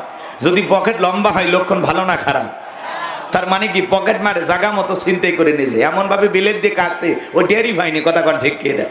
এইবার গরু কিনা হয় না, আসরের নামাজ পড়ে আবার ওই একই হুজুরের সাথে একই ব্যক্তির দেখা। তখন বলতেছে ভাই গরু কোথায়? কয় ইনশাল্লাহ টাকা চুরি হয়ে গেছে, ইনশাল্লাহ গরু কিনতে পারি নাই, ইনশাল্লাহ বাড়ির দিকে যাচ্ছি। সে ইনশাল্লাহ বললো চালান পাতি হারানের পরে, কথা বলে ঠিক কে না? তা আমাদের অবস্থা হয়ে গেছে এরকম, হুজুরেরা যখন জিজ্ঞাসা করে ভাই কেমন আছেন, আলহামদুলিল্লাহ মুখ দিয়ে আসে না। এই জন্য সব সময় প্রশংসা হবে কার? আরে ভাই এই দুনিয়ার জমিনে এমনও যাযাবর আছে যারা কাগজে তৈরি করা ঘর বাড়ি দিয়া জমিনের উপরে সরকারি খাত জায়গার উপরে বসবাস করতেছে। আপনার একটা ছোট্ট বিল্ডিং আছে, ছোট্ট একটা ঘর আছে, টিনের বেড়াওয়ালা হোক মাটির বেড়াওয়ালা হোক, আলহামদুলিল্লাহ বলেন। কত মানুষ রেল স্টেশনে আপনার মাথার তলে বালিশ আছে, পিঠের তলে খাট আছে, হের তো কিচ্ছু নাই, মাথার তলে ইট দিয়ে ঘুমাইতেছে, তার চাইতে আপনি ভালো নাই? সময় প্রশংসা আদায় করব কার? চিৎকার মেরে বলুন প্রশংসা আদায় করব কার? আমার ভাইরা, এরপরে আল্লাহ রাব্বুল আলামিন সুন্দর করে জানিয়ে দিলেন, ওয়া ইয ক্বালা লুকমানু লিবনিহি ওয়া হুয়া ইয়াইযুহু ইয়া বুনাইয়া লা তুশরিক বিল্লাহ ইন্নাশ শিরকা লাযুলমুন আযীম। আমার আল্লাহ রাব্বুল আলামিন বলেন, স্মরণ করো লোকমানে হাকিমের কথা, যখন লোকমানে হাকিম তার কলিজার টুকরা সন্তানদেরকে একত্রিত করে উপদেশ দিতেছেন। লোকমানে হাকিম শুধু মাঠে ময়দানে ওয়াজ নসিহত করতেন, উপদেশ দিতেন এমনটা না, নিজের ঘরে তার ছেলেদেরকে একত্রিত করে ওয়াজ করতেছেন, কলিজার টুকরা সন্তানদেরকে একত্রিত করে ওয়াজ করতেছেন। এর মধ্য থেকে একটা ছেলে ডেকে বলে, বাবা আমার দিয়ে ব্যবসা বাণিজ্য হবে না, আপনি আমারে কিছু টাকা দেন, আমি বিজনেস করব, ব্যবসা বাণিজ্য করব। লোকমানে হাকিম ডেকে বলে, বাবা টাকা দেওয়ার মতো আমার কাছে টাকা নাই। বলে, বাবা আমারে দিয়ে ওয়াজ নসিহত ইমামতি হবে না, আপনারাই বলেন তো, আলেমের বেটা সবাইকে আলেম হয়? ডাক্তারের বেটা সবাইকে ডাক্তার হয়? কথা বলেন না কেন? হাজিরি বেটাও পাজি হয়, আলেমের বেটাও জালেম হয়, ডাক্তারের বেটাও ডাকাত হয়, কথা বলেন ঠিক কি না? আমার ভাইরা যে কথা বলতে চাচ্ছিলাম, লোকমানে হাকিমের সন্তান যখন বারবার ডেকে বলে, বাবা আমারে কিছু টাকা পয়সা দেন, আমি ব্যবসা বাণিজ্য করব। বলে টাকা দেওয়ার মতো টাকা নাই। ছেলেটা বড় নাছর বান্দা, কোনো মতেই ছাড়তেছে না। লোকমানে হাকিম তখন ডেকে বলে, ছেলে আমি আমার এক বন্ধুর কাছে টাকা পাই, সেই টাকাটা তুলতে গেলে বিশাল পথ পাড়ি দিতে হবে, অনেক কষ্টের পথ পাড়ি দিতে হবে, এমনকি তোমার জীবন যাওয়ার সম্ভাবনাও আছে। আমি বাবা হয়ে ছেলেকে এত বড় বিপদে ফেলতে পারি না। ছেলে বলে, বাবা আপনি শুধু আমাকে লোকেশনটা বলে দেন, ঠিকানাটা বলে দেন, যেভাবে হোক যত কষ্টই হোক এই কষ্টের পথ পাড়ি দিতে আমি রাজি আছি। লোকমানে হাকিম ডেকে বলে, ছেলে বাড়ি থেকে বাড়ি হওয়ার সময় তুমি যখন বাড়ি থেকে বাহিরে বের হইবা, সর্বপ্রথম আমি বাবা হিসাবে তোমাকে আমার 1 নাম্বার উপদেশ, সালাতুল হাজতের 2 রাকাত নামাজ আদায় করে বাড়ি থেকে রওনা করবা। আরে মনে রাখবা, বিপদের আগে আর পরে 2 রাকাত সালাতুল হাজতের নামাজ আদায় করবা। সন্তানকে সুন্দর করে পথের বর্ণনা দিয়ে দিলেন। লম্বা ইতিহাস, লম্বা ঘটনা, সংক্ষিপ্ত করে একটু বলে দেয়া যায়। এইবার লোকমান হাকিমের ছেলে বাবা বলে দিল, বাড়ি থেকে বের হওয়ার সময় পথ চলতে চলতে মরুভূমির বিশাল পথ পাড়ি দিয়ে গিয়ে দেখবা সামনে একটা জঙ্গল দেখা যায়। ওই জঙ্গলের ভিতরে দেখবা ঝর্ণার পানি পড়তেছে, প্রয়োজন মোতাবেক পানি পান করবা। সেখান থেকে কিছু পানি পাত্রে নিয়ে রওনা করবা। সামনের দিকে যা পিছন দিক তাকায় দেখবা জঙ্গলটা দেখা যায় না। খবরদার ভয় পাওয়ার কোনো কারণ নাই। পথ চলতে চলতে তাকায় দেখবা বিশাল একটা গাছ দেখা যায়। ওই গাছের ছায়ায় আশ্রয় নিবা না, নিলেই কিন্তু তোমার বিপদ হয়ে যাবে। পুরো সফরের ঘটনা লোকমান হাকিম ছেলেকে বলে দিল। এইবারে ছেলেটা পথ চলতে চলতে সব মিলে গেল।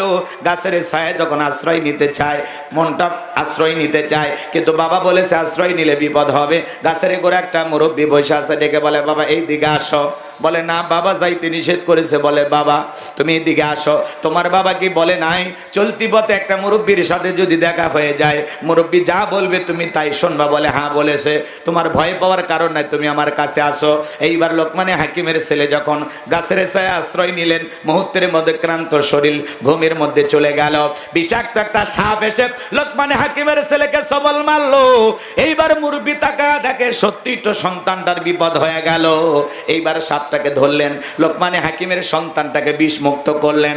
এইবার ওই সাপটাকে মাঝখানে একটা অস্ত্র দিয়া আঘাত করে সাপটাকে 2 টুকরো করলেন। পিছনের অংশ ফেলায়া দিয়া মাথার অংশটা লোকমান হাকিমের ছেলের ব্যাগের ভিতরে ঢোকায় রাখলেন। ঘুম থেকে যখন জাগ্রত হয়েছে, ডেকে বলে, ছেলে রে সত্যি তোমার বিপদ হয়েছিল, একটা বিষাক্ত সাপ তোমাকে সবল মেরেছিল, টেনশন নেবার কোনো কারণ নাই, আমি তোমাকে বিষ মুক্ত করে দিয়েছি। এইবার লোকমান হাকিমের ছেলে 2 রাকাত সালাতুল হাজতের নামাজ আদায় করে ডেকে বলে, ওই এলাকায় যেতে হবে। ওই জনবসতিত এলাকায় যায়, বাবার পরিচয় দিলে তারা সেই দ্বীপের রাস্তাটা আমাকে বলে দেবে। বলে, সমস্যা না, আমিও তোমার সঙ্গী হতে চাই। বলে, আমার কোনো আপত্তি নাই। এইবার লোকমান হাকিমের ছেলে ওই জনবসতিত এলাকায় যায়, যখন পরিচয় দিল আমি লোকমান হাকিমের ছেলে, এই লোকমান হাকিমের ছেলের কথা শোনার পর সবাই তাকে আদর যত্ন করতে লাগলো। এত বড় হাকিমের ছেলে এলাকায় এসেছে, সবাই আনন্দিত হলো, খুশি হইল। বাজান গো আমার, আপনারাই বলেন তো, বাংলাদেশের সবচাইতে বড় বক্তা, সবচাইতে বড় আলেমের ছেলে আপনাদের যশোরে এসে যদি পরিচয় দেয় আমি বাংলাদেশের অমুক বড় আলেমের ছেলে, অমুক বড় বক্তার ছেলে, আপনারা কি একটু ভালোবাসা দেখাবেন না? একটু কি আদর যত্ন করবেন না? অবশ্যই তাকে আদর যত্ন করবেন। কোরআনের পাকে আল্লামা সাইদির ছেলে যদি যশোরে আসে, আপনারা কি ভালোবাসা দেবেন না? ডক্টর মিজানুর রহমান আজারি ছেলে আসলে ভালোবাসা দেখাবেন কিনা? আমির হামজার ছেলে আসলে ভালোবাসা দেখাবেন কিনা? গোলাম রব্বানির ছেলে আসলে নাই বা দেখাইলেন, তাও দেখাবেন। আলহামদুলিল্লাহ, খুশি হয়েছি। এবার জানবো আমার, গভীর মনোযোগ দিয়ে শোনাবেন। লোকমান হাকিমের ছেলের নাম শোনার পরে সবাই যখন ভালোবাসা দেখাইতে লাগলো, কেউ বাড়িতে থাকতে দেয়, কে খাইতে দেয়, কেউ যত্ন করতে লাগে। ওই এলাকা একটা ভয়ঙ্কর সুন্দরী মহিলা ছিল।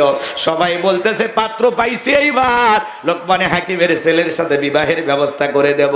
বাবা বলেছে, খবরদার, ওই এলাকায় যাওয়ার পর একটা সুন্দরী মেয়ে আছে, ওরে দেখবা না, ওরে বিবাহ করবা না, করলেই কিন্তু তোমার বিপদ হবে। লোকজন এমন ভাবে দেখতেছে, বাবা বিয়ে করো আর না করো, একবার শুধু পাত্রীর চেহারাটা দেখো। ছেলেও চিন্তা করে, এলাকার মানুষ জোর করতেছে, পাত্রী দেখলে কি এমন দোষ হবে, একবার চেহারাটা দেখে যদি পছন্দ হয় তারপরে তো বিয়ের কথা। এইবার সকলের অনুরোধে লোকমান হাকিমের ছেলে যখন ওই অপরূপা সুন্দরী নারীটার চেহারার দিকে একবার তাকাইছে, চেহারার দিকে তাকায় মাথাটা গরম হয়ে গেছে। আহারে, এত সুন্দরী মেয়ে, মানুষ এত সুন্দর হয় জীবনে কোনোদিন দেখি না, এটা মানুষ না পরী।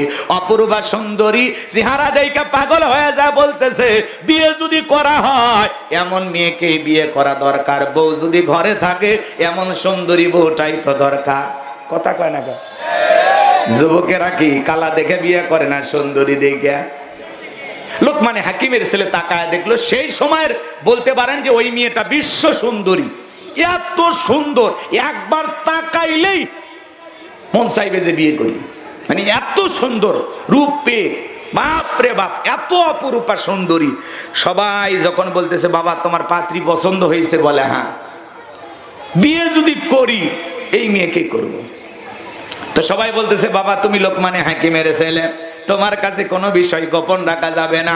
মেয়েটা দেখতে সুন্দরী, সব ঠিক আছে, কিন্তু মেয়েটার একটা বদ অভ্যাস আছে। কি কয়? আজ পর্যন্ত এই মেয়ের একটা নয়, দুইটা নয়, 10টা ছেলের সাথে বিয়ে হয়ে গেছিল। প্রত্যেকটা ছেলে বাসর ঘরে মারা গেছে, একটা স্বামী বাসর ঘর থেকে জীবিত বের হয় নাই। তোমার 11 নাম্বার সিরিয়াল। কথা বুঝতে পারছেন নাকি? লোকমানে হাকিমের ছেলে অবাক হয়ে গেল। লোকজন বিবাহ দিতে চায়, মেয়েটা দেখতে সুন্দরী, ডানা কাটা পরি, অপরূপা সুন্দরী, চোখ দুটা টানা টানা, চলবে না কোনো তান বাহানা।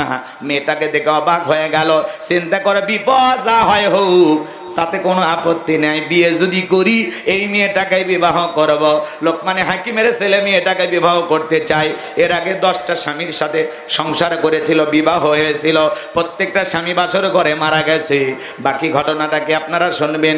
এই লোকমানে হাকিমের ছেলে বিয়ে করার পরে ঘটনাটা কি হয়, কারা কারা শুনবেন? 2 হাত তুলে আল্লাহকে একবার দেখান, লিল্লাহে তাকবীর।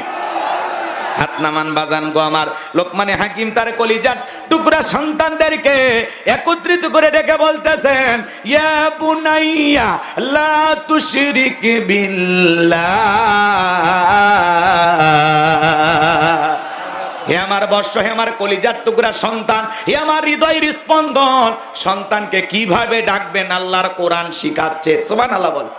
বল্টু সলিমউদ্দিনা ডাকতে হবে, হে আমার বর্ষ, হে আমার কলিজার টুকরা সন্তান, হে আমার হৃদয়ের স্পন্দন, হে আমার নয়নের পুতিনি, হে আমার ছোট্ট আব্বা জান। ছেলেকে আদর করে ডাকবেন, মেয়েকে আদর করে ডাকবেন। কথা বলেন ঠিক কিনা? বাবা হিসাবে আমরা তো ব্যর্থ। সন্তানের 12টা হক আছে, কয়জন বাবা জানে? সিরিয়াল ধরেন তো, কয়জন জানে? আপনার সন্তান আপনার কাছ থেকে 12টা হক পাবে। এখানে ওয়াজ করতে গেলে তো ওইটা 2 ঘন্টা লাগবে, এত সময় আমার কাছে আছে। আপনার সন্তানের 1 নাম্বার হক, আপনার সন্তান জন্মগ্রহণ করার সাথে সাথে কি করতে হবে? কানে আজান দিতে হবে। কথা বলেন ঠিক কিনা? কি দিতে হবে? কানে আজান দিতে হবে। কিন্তু আমরা মুসলমান, আজানের কথা মনে থাকে না। সন্তান জন্মগ্রহণ করার সাথে সাথে বাবা একটা সেলফি তুইলা ফেসবুক আইডিতে পোস্ট করে, অনেক কষ্টের পরে বাবা হইলাম। কথা কয় না। এরপরে যে সন্তান জন্মগ্রহণ করেছে, এর যদি চাচা থাকে, ও একটা ফেসবুক আইডি আছে, সেখানে পোস্ট করে বলে চাচ্চু হওয়ার স্বাদ পাইলাম। সোলের ওই দিক খেয়াল করেন, যে বাচ্চা জন্মগ্রহণ করছে এর যদি খালা থাকে, এরও যদি ফেসবুক আইডি থাকে, সেখানে পোস্ট করে বলে জীবনে খালা হওয়ার স্বাদ বুঝলাম। কথা কয় না কে? এমনকি যেই মহিলা বাচ্চা ডেলিভারি করেছে, সন্তান জন্ম দিয়েছে, ওই অবস্থায় সন্তানের শরীরটা পরিষ্কার করে না, রক্ত টক্ত মাখায় আছে, ওই অবস্থায় বাচ্চার একটা সেলফি তুলে বলে অনেক কষ্টের পরে মা হওয়ার স্বাদ বুঝলাম। আছে না নাই? তার মানে সন্তান জন্মগ্রহণ করার সাথে সাথে আমরা সেলফি নিয়ে ব্যস্ত, আজান দেওয়ার কথা কারো মনে নাই। কথা বলেন ঠিক কিনা? সমাজে এগুলো চলতেছে কিনা? হ্যাঁ, বাচ্চাটা হইলেই সেলফি তোলা নিয়ে ব্যস্ত। এই মাসুম বাচ্চা বলে আমি দুনিয়াতে এসে কি অপরাধ করলাম, আমি তো এত বড় পপুলার হই নাই যে আমার সেলফি সবাই তোলে। কথা কন না কে? বিরক্ত।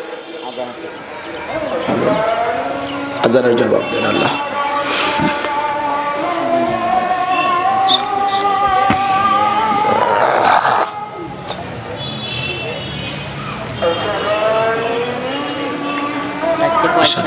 শিরিক মুক্ত ঈমান আমল করা দরকার আছে না নাই?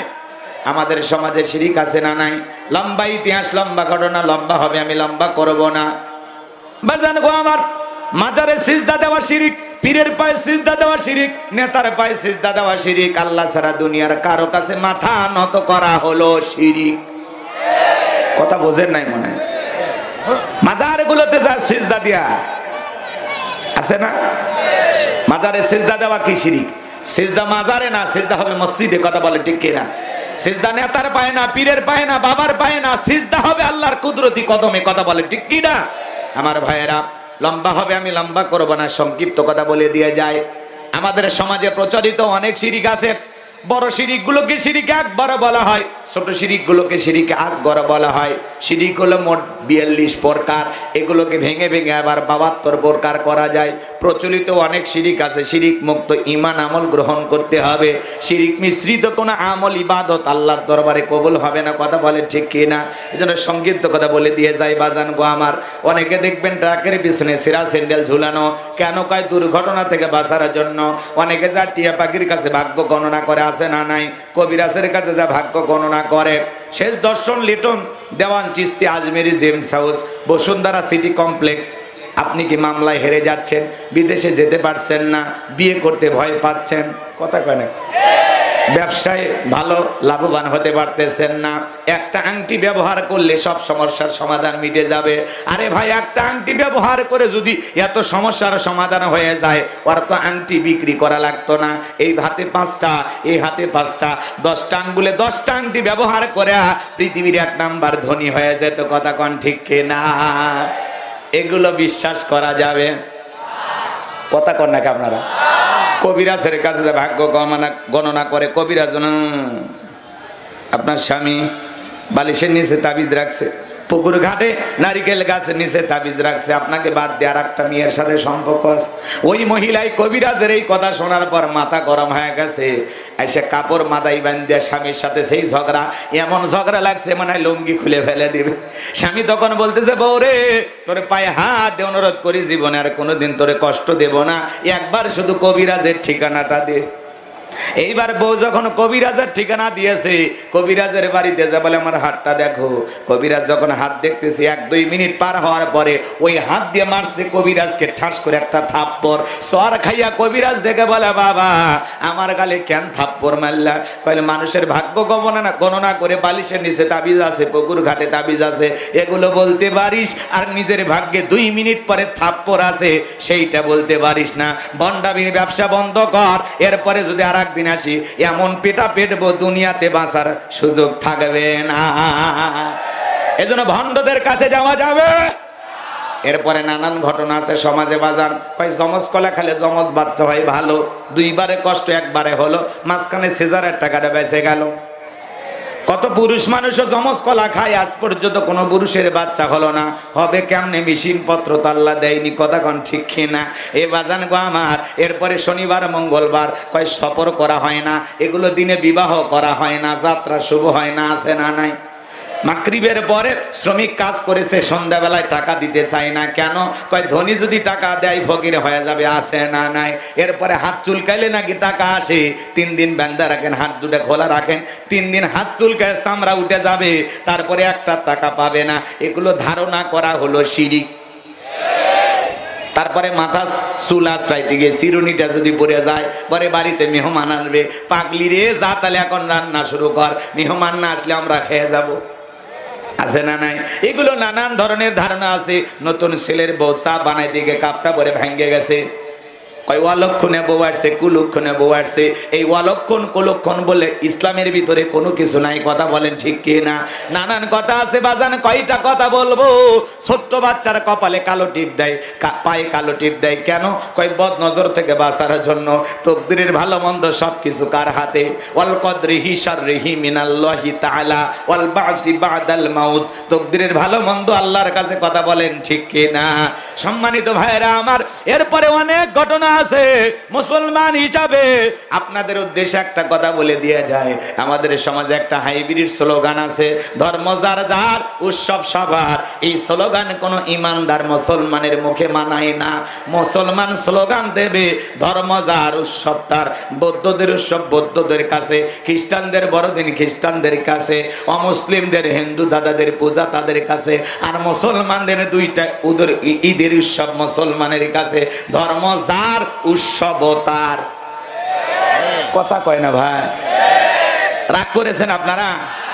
আমাদের জুমার নামাজে কি অমুসলিমেরা আসে? ঈদের নামাজে 2-4 জন এসেছিল বুঝি? ঈদের নামাজে আসে না, জুমার নামাজে আসে না। মারা গেলে জানা যায় অবশ্যই তো আপনাকে বিদায় দিতে আসে, আসে না? কুরবানির দিনে গরু যখন জবাই করি, 2-4 জন এসে কোটা বাছায় সহযোগিতা করে দিয়ে যায়। তাহলে মুসলমানদের ধর্মীয় উৎসবে কোনোদিন তারা আসলো না। আর মুসলমান অমুসলিমদের চাইতে নির্লজ্জ বেহায়া হয়ে গেছে। তাদের যখন পূজার উৎসব আছে, বউ বাচ্চাকে হুন্ডার পেছনে নিয়ে মুসলমান যায় আর স্লোগান দেয়, মেলায় যাই রে, মেলায় যাই রে। আছে না নাই? এত বড় নির্লজ্জ বেহায়া মুসলিম হওয়ার পরেও অমুসলিমদের মেলায় যায়। বলেন তো যাওয়া জায়েজ না হারাম? যদি বলেন এই খবরদার যাবেন না, কই একদিন গেলে কি আমি হিন্দু হয়ে গেলাম? হেরে বুঝাবে কে? অনেক যুবক আছে বলে হুজুর মেলায় গেছিলাম, যা দেখি মন্দিরে অনেকগুলো লাড়ু কলা ছিল, কয়েকটা খেয়ে ফেলে দিছে। আছে না নাই? ভাইয়েরা আমার মনে রাখবেন, এদিক খেয়াল করেন, ধর্ম যার উৎসবতা। আচ্ছা আপনারা বলেন তো, চাকরি যার বেতন সভা, ওই যে পুকুর যার মাছ সভা, কথা কয় না? রাগ করছে? রাগ করবেন না তো। জমি যার ফসল সভা মানবেন, বউ যার হক সভা মানবেন না? তো এগুলো যেমন ভাগে আপনি দিবেন না। গাছ যার ফল তার, এদিক ফসলের ক্ষেত যার ফসলও তার, পুকুর যার মাছ তার, বউ যার হক তার, চাকরি যার বেতন তার, বোনাস তার। কথা বলে ঠিক কিনা? ধর্ম যার উৎসব তার। ফাজলামি শুরু করছেন না? এই কথা বলতে পারেন দল যার চেয়ারম্যান সভা, এটা ঠিক আছে। প্রধানমন্ত্রী যেই দলেরই হোক সভা, এই কথা মানা যায়। থানার ওসি বলবে আমি সভা, এটা মানা যায়। কথা কয় না কেন? উনি সকলেরই ওসি, সকলেরই খেদমত করার জন্য আসছে। চেয়ারম্যান সাহেব, এই ইউনিয়নে যদি 20,000 মানুষ থাকে, উনি 20,000 লোকের চেয়ারম্যান। এখন উনি যদি বলে ভোট পাইছি 9,000, বাকি 11,000 লোকের আমি খেদমত করব না, তাদের সেবা দেব না, বলেন তো ইনি চেয়ারম্যান থাকার যোগ্য?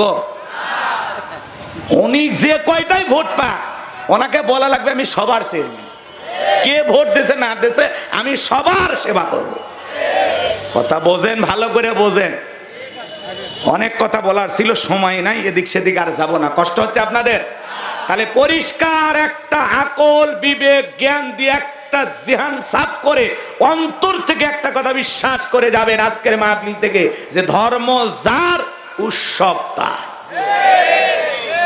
হিন্দুদের উৎসব হিন্দুদের কাছে, বৌদ্ধদের উৎসব বৌদ্ধদের কাছে, খ্রিস্টানদের উৎসব খ্রিস্টানদের কাছে, মুসলমানদের উৎসব মুসলমানের কাছে।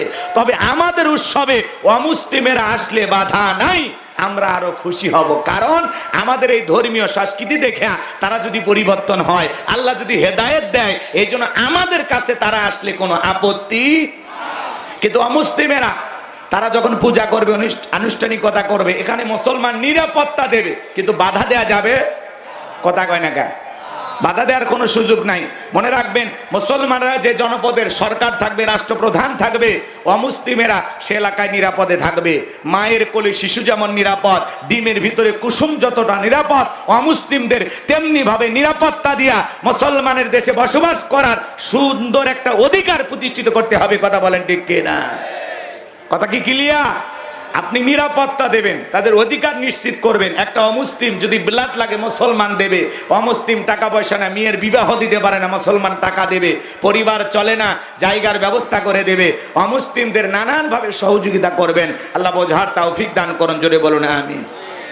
আরো জোরে বলুন আমিন। আমার ভাইয়েরা, লম্বা হবে, লম্বা করব না। ছোট্ট একটা হাদিস আপনাদেরকে শোনায়া দেই। আমার নবী ডেকে বলে, আমার সাহাবীরা, একজন ব্যক্তি একটা মাছি মেরে জাহান্নামে চলে গেল, আর একজন ব্যক্তি একটা মাছি না মেরে জান্নাতে চলে গেল। সাহাবায়ে কেরাম জিজ্ঞাসা করেন, নবী গো, কিভাবে সম্ভব একজন ব্যক্তি মাছি মেরে জাহান্নামে চলে যায় আর একজন মাছি না মেরে জান্নাতে যায়? পুরো ঘটনাটা আমরা শুনতে যাই। বিশ্ব নবী ডেকে বলে, আমার সাহাবীরা শোনো, এক দেশে এক জালেম বাদশা ছিল। এই জালেম বাদশা রাস্তার মোড়ে মোড়ে প্রতিমা বানায় রাখছে। ওই বাদশার নিয়ম হলো, ওই রাস্তা দিয়ে যত মানুষ চলবে প্রতিমার নামে কিছু না কিছু দিয়ে যাওয়া লাগবে। একজন ইমানদার ওই পথ দিয়ে হেঁটে যায়, জালেম বাদশার লোকেরা ডেকে বলে, প্রতিমার নামে কিছু দিয়ে যাও। ইমানদার ডেকে বলে, আমি প্রতিমার নামে কোনো কিছু দিতে পারবো না, আমি একজন মুসলমান, আমার পক্ষে প্রতিমার নামে কোনো কিছু দেওয়া সম্ভব নয়। বলে, শোনো, যদি কিছুই না দিতে পারো, ওই যে প্রতিমার নাকের ডোকে একটা মাছি পড়ে আছে, ওখান থেকে একটা মাছি মেরে তুমি নিরাপদে চলে যাও। লোকটা চিন্তা করে, একটা মাছি মারলে কি এমন অপরাধ হবে? একটা মাছি মেরে লোকটা নিরাপদে চলে গেল। গেল। কিছুদিন পরে আর একজন ইমানদার ওই পথ দিয়ে হেঁটে যায়। জালেম বাদশার লোকেরা ডেকে বলে, ওই প্রতিমার নামে কিছু না কিছু দিয়ে যাও। ইমানদার ডেকে বলে, আমি একজন মুসলমান, প্রতিমার নামে কোনো কিছু দেওয়া আমার জন্য জায়েজ না, আমি দিতে পারবো না। জালেম বাদশার লোকেরা ডেকে বলে, ওই প্রতিমার নামে কিছু দাও, না হলে কয়েকদিন আগে তোমার মতো একজন মুসলমানকে আমরা অফার দিয়েছিলাম, ওই যে প্রতিমার নাকের ডোকায় মাছি পড়ে আছে, ওখান থেকে একটা মাছি মেরে তুমি নিরাপদে চলে যাও। ইমানদার ডেকে বলে, মাছি মারার মতো সামান্য শিরিক আমি করতে পারবো না। জালেম বাদশার লোকেরা ডেকে বলে, শোনো, বাদশার ওয়ার্ডার, ওই প্রতিমার নামে কিছু দিতে হবে, না হলে এক কোপে দেহ থেকে কাল্লাটা ফেলে দেব। ইমানদার ডেকে বলে, কাল্লা দিতে রাজি, আল্লাহ দিতে রাজি নাই, বলেন আল্লাহু আকবার।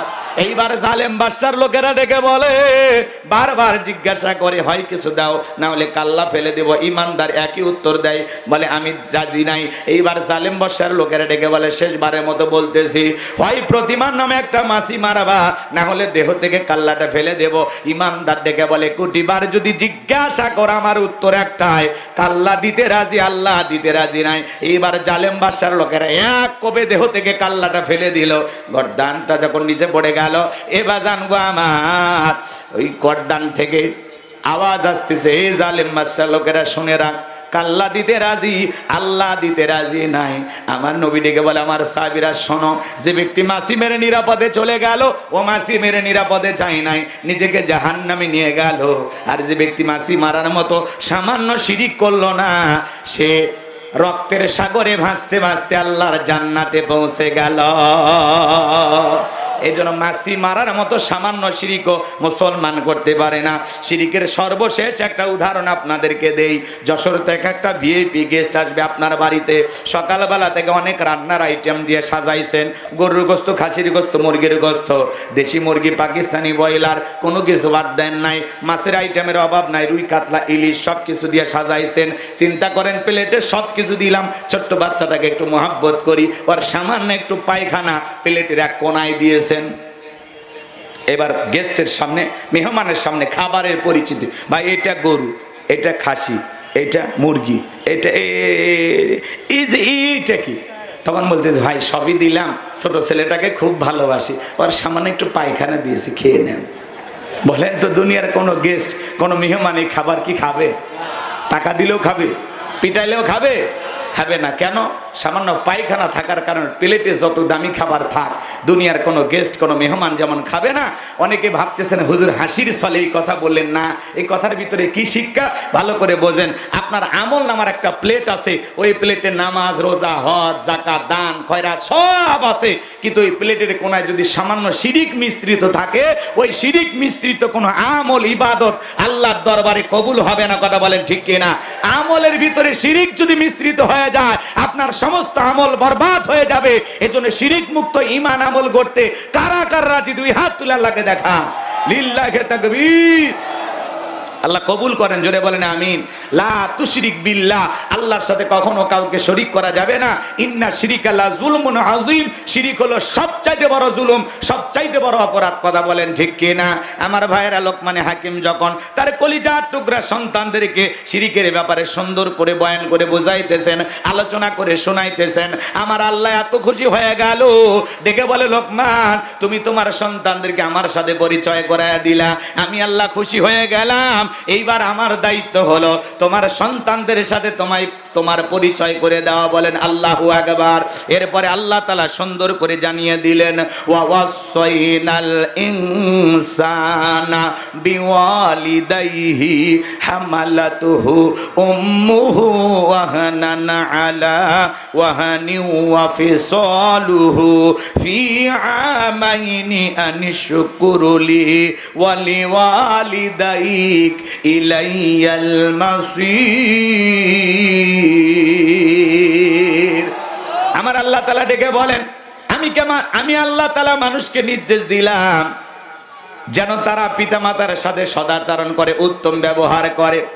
আমি আল্লাহ পাক আদেশ করলাম তারা যেন মাতা পিতার সাথে সদাচরণ করে, উত্তম ব্যবহার করে, সুন্দর আচরণ করে। কারণ হলো তোমার মা কষ্টের পর কষ্ট সহ্য করে তোমাকে গর্ভধারণ করেছে, 2-2.5 বছর বুকের দুধ পান করেছে।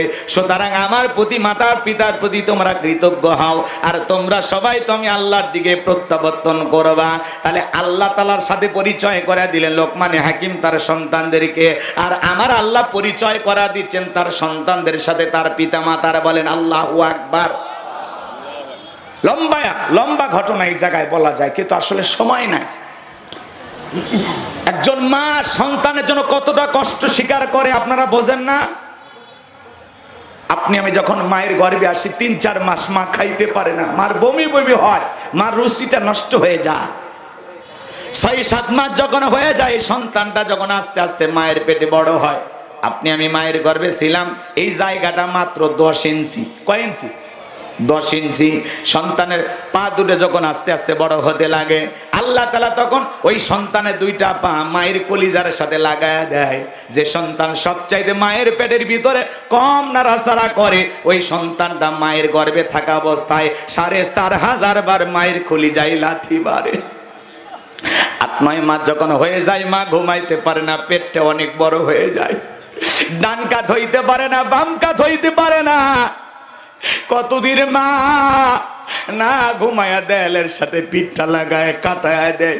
যে মা সন্তান পেটের ভিতরে নিয়া রাতের বেলায় ঘুমাইতে পারে না, সারা রাত জায়গা নফল নামাজ বলে যে সব হয়, মায়ের আমল নামায় আমার আল্লাহ সেই সব লিখে দেয়। সন্তান ডেলিভারির সময় যখন চলে আসে, গভীর নিশীথে মা বাবার 2টা পা জড়াইয়া কান্দে। বাবার পায়ে যখন মায়ের চোখের পানিটা পড়ে যায়, বাবা ঘুম থেকে জাগ্রত হয়ে বলে, বিবি এত রাতের বেলায় কেন কান্না করো, কি হয়েছে তোমার? ডেকে বলে, স্বামী সন্তান ডেলিভারি করার সময় চলে আসছে, আমি কালকে বাবার বাড়িতে চলে যাব, আমার বড় ভয় করে গো স্বামী। কত মহিলা সন্তান জন্ম দিতে গিয়ে মারা যায়, আমি যদি মারা যায় আমার তুমি মাফ করে দিও গো স্বামী। ও স্বামী, দীর্ঘদিন আপনার সংসার করলাম, ভুল বেয়াদবি মাফ করে দিও। এই নাও সংসারের চাবি বুঝাইয়া দিলাম, বেঁচে থাকলে আবারও দেখা হবে না, আর যদি মারা যায় আমারে তুমি মাফ করে দিও। এই কথা বলে দুঃখিনী মা বিদায় না দায় মার ঘরে চলে যায়। প্রসবের যাতনায় মা দাঁত মুখ কামড়ায়, চোখের পানি ছেড়ে দিয়া কাঁদে। মা কি যে কষ্ট, কি যে যন্ত্রণা, এটা দুনিয়ার মা ছাড়া কেউ বোঝে না। ডেলিভারি কি যে ব্যথা, কি যে যাতনা, কি যে কষ্ট, এটা দুনিয়ার মা ছাড়া কেউ বুঝবে না। নবীজির একজন সাহাবী মাকে কাঁধে করে হজ করে খানায় কাবা তওয়াফ করে। আমার নবী ডেকে বলে, সাহাবী কাঁধে কে? বলে, হুজুর আমার মা। বিশ্ব নবী ডেকে বলে, সাহাবী বড় ভালো কাজ করতেছো। সাহাবী ডেকে বলে, হুজুর আমি যে আমার মাকে কাঁধে করে হজ করাইলাম, আমি কি আমার মায়ের হক আদায় করতে পেরেছি? বিশ্ব নবী ডেকে বলে, সাহাবী আল্লাহ পাক যদি তোমাকে কিয়ামত পর্যন্ত হায়াত দেয়, আর তুমি যদি তোমার মাকে কাঁধে করে এমনি ভাবে হজ করাও, তোমার মা তোমাকে জন্ম দেওয়ার সময় প্রসবের যাতনায় শব্দ করেছিল, ওই একটা শব্দের হক দুনিয়ার কোনো সন্তান আদায় করতে পারবে না। বলেন আল্লাহু আকবার। এজন্য বিশ্ব নবী বলেছেন, হুমা জান্নাতুকা ওয়া নারুকা, তোমার পিতামাতাই তোমার বেহেশত, তোমার পিতামাতাই তোমার দোজখ। যুবক রে, মাতা পিতার সাথে খারাপ ব্যবহার করা যাবে না। একটা মাস সন্তান ডেলিভারি করতে গিয়ে কত কষ্ট পায়, ব্যথার যন্ত্রণায় মা দাঁত মুখ কামড়ায়, চোখের পানি ছেড়ে দিয়ে কাঁদে। মার ব্যথাটা সহ্য হয় না, অনেক কষ্ট করে মা ডেলিভারি ব্যথাটা হজম করে, সন্তানকে জন্ম দিতে গিয়ে ছোট্ট বালতির মতো 1 বালতি রক্ত জমিনে ঢেলে ফেলে দেয়। কত মা জ্ঞান হারা ফেলে। কিছুক্ষণ পরে যখন হুঁশ ফিরে পায়, ডেকে বলে, কই আমার সোনা মানিক, আমার কোলে দাও। মা সন্তানকে কোলের মধ্যে নিয়ে গালে মুখে চুমা খায়, আর বলে, বাঁচা দন বেঁচে থাক, আল্লাহ তোরে বড় মানুষ বানাক।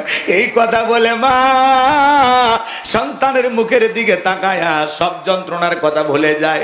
যে মা নিজে না খাইয়া তোমার আমার মুখে খাবার তুলে দিল। যুবক রে, সেই মায়ের সাথে বাবার সাথে কখনো খারাপ ব্যবহার করা যাবে না। আজকে বৃদ্ধাশ্রমে মা বাবা কান্না করে, যাদের মা বাবা বৃদ্ধাশ্রমে চলে গেছে, এদের চাইতে বড় কপাল পরা আল্লাহর জমিনে আর কেউ হতে পারে না। যুবক রে, বিয়ের আগে মা চিল্লা, বাবা চিল্লা, বিয়ের পরে কেন পরিবর্তন হয়ে গেল? যে যুবকটা বিয়ে করলো, হঠাৎ করে 3-4 বছর পরে পরিবর্তন হয়ে যায়। মনে রাখবা, যে সমস্ত যুবকেরা মা বাবাকে আলাদা করেছো, ঝগড়াঝাটি করে মা বাবার কাছ থেকে দূরত্ব বজায় রেখে চলতেছো। মনে রাখবা, তুমি তোমার মা বাবাকে আলাদা করে দাও নাই, নিজের ভাগ্য থেকে জান্নাতটাকে আলাদা করে দিয়েছ। কথা বলে ঠিক কিনা? আমার যুবক, লম্বা ঘটনা আমি লম্বা করব না, অনেক কথা বলা যায়, সময় স্বল্পতার কারণে আমি বলতে পারলাম না। সংক্ষিপ্ত একটা কথা আপনাদের উদ্দেশ্যে বলে যায়, কেন মা বাবার খেদমত করবেন না, কেন মা বাবার মনে কষ্ট দিবেন? যুবক রে, বিয়ের আগে মা বাবা ছাড়া তুমি কিছুই চিন্তা না, আর বিয়ের 2-4 দিন পরে শ্বশুর শাশুড়ি ছাড়া কিছুই বোঝো না। একটা পালসার ডিসকভার যৌতুকে পাইলে মাথা গরম হয়ে যায়, পাছার তলে দিয়ে পাছা গরম হয়ে যায়, শ্বশুর বাড়ির দরজায় যায় ব্রেক করে ডাক দেয় আম্মা। শাশুড়ি গায়ে মারাত্মক একটা জামাই পাইছি, ছোটবেলায় মাদ্রাসায় পড়েছিল, গুন্না সব মুখস্থ, কথা কন ঠিক কিনা? শ্বশুরকে দেখা হলে আব্বা কেমন আছেন, আব্বা কোথায় যাচ্ছেন, আব্বা কি খেয়েছেন, এমন কায়দায় আব্বা উচ্চারণ করে। শ্বশুর বলে ছোটবেলায় মাদ্রাসায় পড়েছিল, কলকলা সব হরফ মুখস্থ। বিয়ের পরে শ্বশুর শাশুড়ি হয়ে যায় আব্বা আম্মা, আর মা বাবা হয়ে যায় বুড়া বুড়ি। তোর কপাল দাঁতি আর গুড়ি, মরার পরে ফেরেশতারা বাইরা ফুটা করবে তোর ভুঁড়ি, জাহান্নামে হবে তোর বসত বাড়ি। কপাল পোড়া মা বাবার সাথে বেয়াদবি করে, কপাল পোড়া।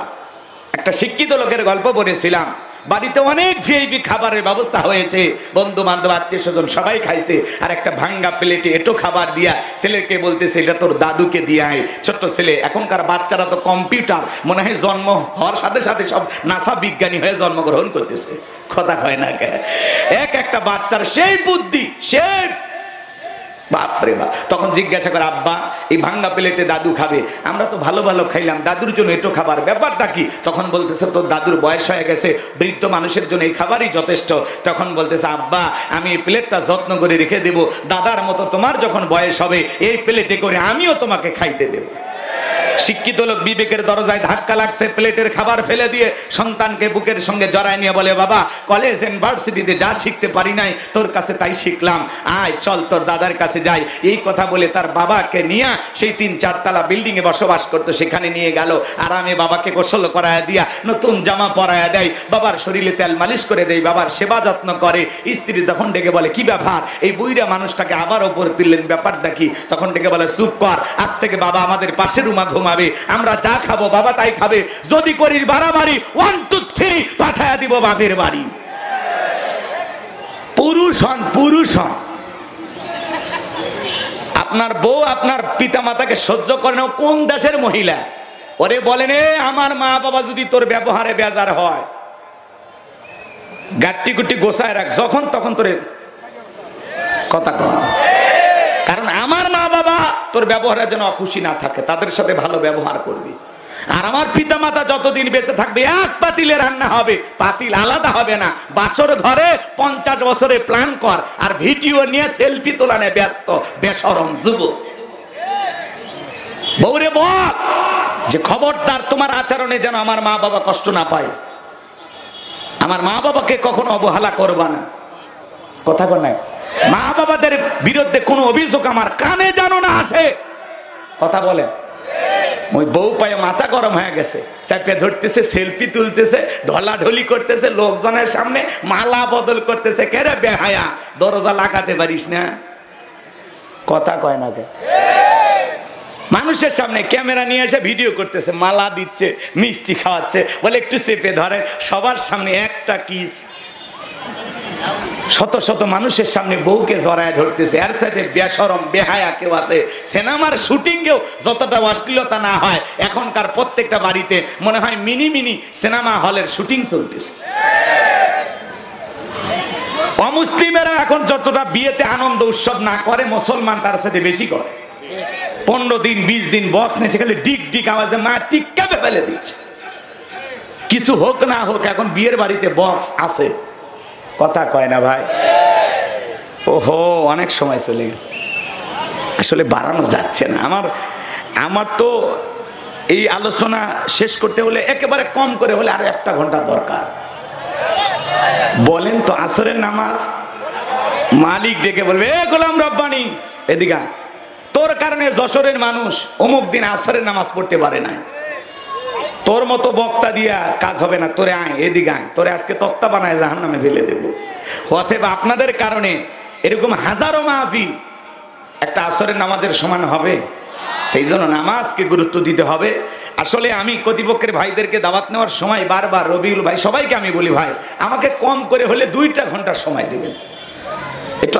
আমরা গাইবান্ধা উত্তর অঞ্চলের মানুষ, আমরা ওই সংক্ষিপ্ত কথায় কথা বলতে পারি না, কথা খালি পেঁয়াছে মানে বাইরে যাই তো, এই জন্য ওই যে ঘটনাটা বলতে চাইছিলাম ওখানে আধা ঘন্টা লাগবে, এখানে শিরিক বুঝাইতে চাইলাম, এরপরে পিতা মাতার খেদমত আছে, এরপরে সলাত আছে, এরপরে ভালো মন্দ কাজ আছে, এরপরে অহংকার আছে, অনেক ধরনের উপদেশ আছে, 12টা উপদেশ আছে। কয়টা? কেবল 2 নাম্বার চলতেছে। তো যাই হোক, আল্লাহ বক্তা শ্রোতা সবাইকে কথাগুলোর উপরে আমল করা তৌফিক দান করুন। বেঁচে থাকলে আবারও দেখা হবে, তবে রাতের বেলায় মাহফিলগুলো সুন্দর হয়, কারণ রাতের লম্বা সময় পাওয়া যায়। গতকাল রাত্রিতে প্রায় 2.5 ঘন্টার উপরে কথা বলেছি, তো এই জন্য সময় যেটুকু পেয়েছি বক্তা শ্রোতা আল্লাহ আমল করা তৌফিক দান করুন। আমার ভাই এদের বিমান বাহিনীতে চাকরি করতো, তাই না? আমার ভাইয়ের বাসায় খানা খাইলাম, বসলাম, তো এখন যেহেতু একেবারে 15 বেজে গেছে, কথা বোঝেন নেই, মুনাজাত দিতে 2-3 মিনিট চলে যাবে, নামাজে দাঁড়াতে 20 বেজে যাবে। আর এদিক সেদিক না করি, চেয়ারম্যান ভাই না কি বলে? এই জন্য বেঁচে থাকলে আবারও দেখা হবে। আর ইউটিউব ইন্টারনেটে আমার লোকমানে হাকিমের উপরে পুরো আলোচনা আছে, শুনে নেবেন ইনশাআল্লাহ। ওয়া আখিরি দাওয়ানা আনিল হামদুলিল্লাহি রাব্বিল আলামিন। সংক্ষিপ্ত দোয়া, আল্লাহুম্মা আমিন। রব্বানা যালামনা আনফুসানা ওয়া ইল্লাম তাগফির লানা ওয়া তারহামনা লানাকুনান্না মিনাল খাসিরিন। রব্বুল আলামিন এর নারাঙ্গালি ইসাপুর মহাদেবপুর দিয়াড়া যুব সমাজ কর্তৃক আয়োজিত আজকের এই তাফসীরুল কোরআন মাহফিলের সভাপতি শ্রদ্ধাভাজন ব্যক্তিত্ব জনাব আলহাজ ডাক্তার মোহাম্মদ ওয়াজেদ আলী সাহেবকে কবুল করেন। প্রধান মেহমান অফিসার ইনচার্জ তোমার গোলাম জনাব মোহাম্মদ আব্দুর রাজ্জাক সাহেবকে আল্লাহ কবুল করেন। বিশেষ মেহমান জনাব মোহাম্মদ আনিসুর রহমান সম্মানিত চেয়ারম্যান মহোদয়কে আল্লাহ কবুল করেন। আলোচনা করেছেন মাওলানা মুজাহিদুল ইসলামকে কবুল করেন। কথা বলেছেন প্রিয় ভাই হযরত মাওলানা রবিউল ইসলাম, তোমার গোলামের কণ্ঠ তুমি 2 দিনের জন্য কবুল করে নাও রব্বুল আলামিন। আসরের নামাজ নিকটবর্তী হয়ে যাওয়ার কারণে লম্বা আলোচনা করতে পারলাম না। সূরা লোকমান থেকে যে কথাগুলো বলেছে আল্লাহ, বক্তা শ্রোতা সবাইকে কথাগুলোর উপরে আমল করার তৌফিক দিয়ে দাও। কোরআন সুন্নাহর সঠিক হেদায়েতের বুঝ আমাদেরকে দান করো আল্লাহ। কোরআন সুন্নাহর হেদায়েতের আলো দিয়ে অন্তরগুলো আলোকিত করে দাও। যুবকদের অক্লান্ত পরিশ্রমকে তুমি কবুল আর মঞ্জুর করে দাও। আল্লাহ তাআলা আমরা যারা হাত তুলে ধরেছি, তাকায় দেখো কত দাড়ি পাকা মুরব্বীরা, কত হাজী সাহেবেরা, কত আলেম ওলামারা, যুবক ভাইয়েরা হাত তুলে ধরেছে। ঈদের আনন্দ বাদ দিয়া আমার মা বোনেরা, যুবকেরা কোরআনের মাহফিলে শোনার জন্য ছুটে এসেছে। আল্লাহ এই যশোরের মানুষদেরকে তুমি ইসলামের জন্য কবুল করে নাও। সবাইকে 5 ওয়াক্ত নামাজি বানায় দাও। মা বোনদেরকে পর্দা করার তৌফিক দিয়া দাও, স্বামীর খেদমত করার তৌফিক দিয়া দাও। তাদের দাম্পত্য জীবনকে হযরত আলী আর ফাতেমার মতো কবুল করে নাও। হে রব্বুল আলামিন, দূর দূরান্ত থেকে হাজার হাজার মানুষ কোরআন শোনার জন্য ছুটে এসেছে। আল্লাহ তাআলা সময় স্বল্পতার কারণে বাকি কথাগুলো বলতে পারি নাই। যতটুকু আলোচনা হয়েছে আল্লাহ এর উপরে আমল করার তৌফিক দান। প্রবাসী ভাইরা সহযোগিতা করেছেন, কবুল করেন। আজকের মাহফিলে নগদে বাকিতে যত মানুষ টাকা পয়সা দিয়েছে আল্লাহ সকলের দানগুলো কবুল আর মঞ্জুর করে নেন। এ দানের ওসিলা করে কোটি কোটি টাকার মালিক বানায় দেন, দুনিয়া আখিরাতে ইজ্জত সম্মান বাড়ায় দেন। আল্লাহ তাআলা আগামী বছর যুবকদেরকে এই মাহফিল বড় আকারে আয়োজন করার তৌফিক দিয়ে দেন। এই মাহফিল কাল কিয়ামত পর্যন্ত চালু রাখেন। যে বাড়িতে খানা খাইলাম বসলাম, ওই বাড়ির উপর খাস রহমত বরকত নাজিল করেন। আল্লাহ তার পরিবারের উপর খাস রহমত বরকত নাজিল করেন। আমার কলিজার টুকরা ভাই, আল্লাহ তাআলা সন্তান চায়, মালিক গো সন্তান দিয়া ধন্য করে দিও। তুমি তো ডাক্তারের ডাক্তার, দুনিয়ার অসম্ভবকে সম্ভব করার ক্ষমতা একমাত্র তোমার। আল্লাহ একটা সন্তান দিয়ে তাদের কলিজা তুমি ঠান্ডা করে দাও। আল্লাহ যত মানুষ হাত তুলেছে দোয়া কবুল করো। আমার রনি ভাইকে তুমি কবুল করো, প্রশাসনের ভাইদেরকে কবুল করো, চৌকিদার ভাইদেরকে কবুল করো, রাস্তাঘাটে যে সমস্ত যুবকেরা নিরাপত্তার দায়িত্ব পালন করছে কবুল করো। এই যুবকদের ইমান খালিদ বিন ওলীদের মতো বানায় দাও, আমিরে হামজার মতো বানায় দাও।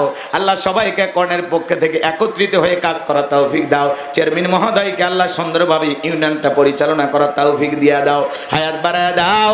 সারাটা জীবন দিনের খেদমতের জন্য কবুল করে নাও।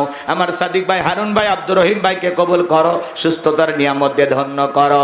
আল্লাহ তামাম পৃথিবীর মুসলমানদেরকে হেফাজত।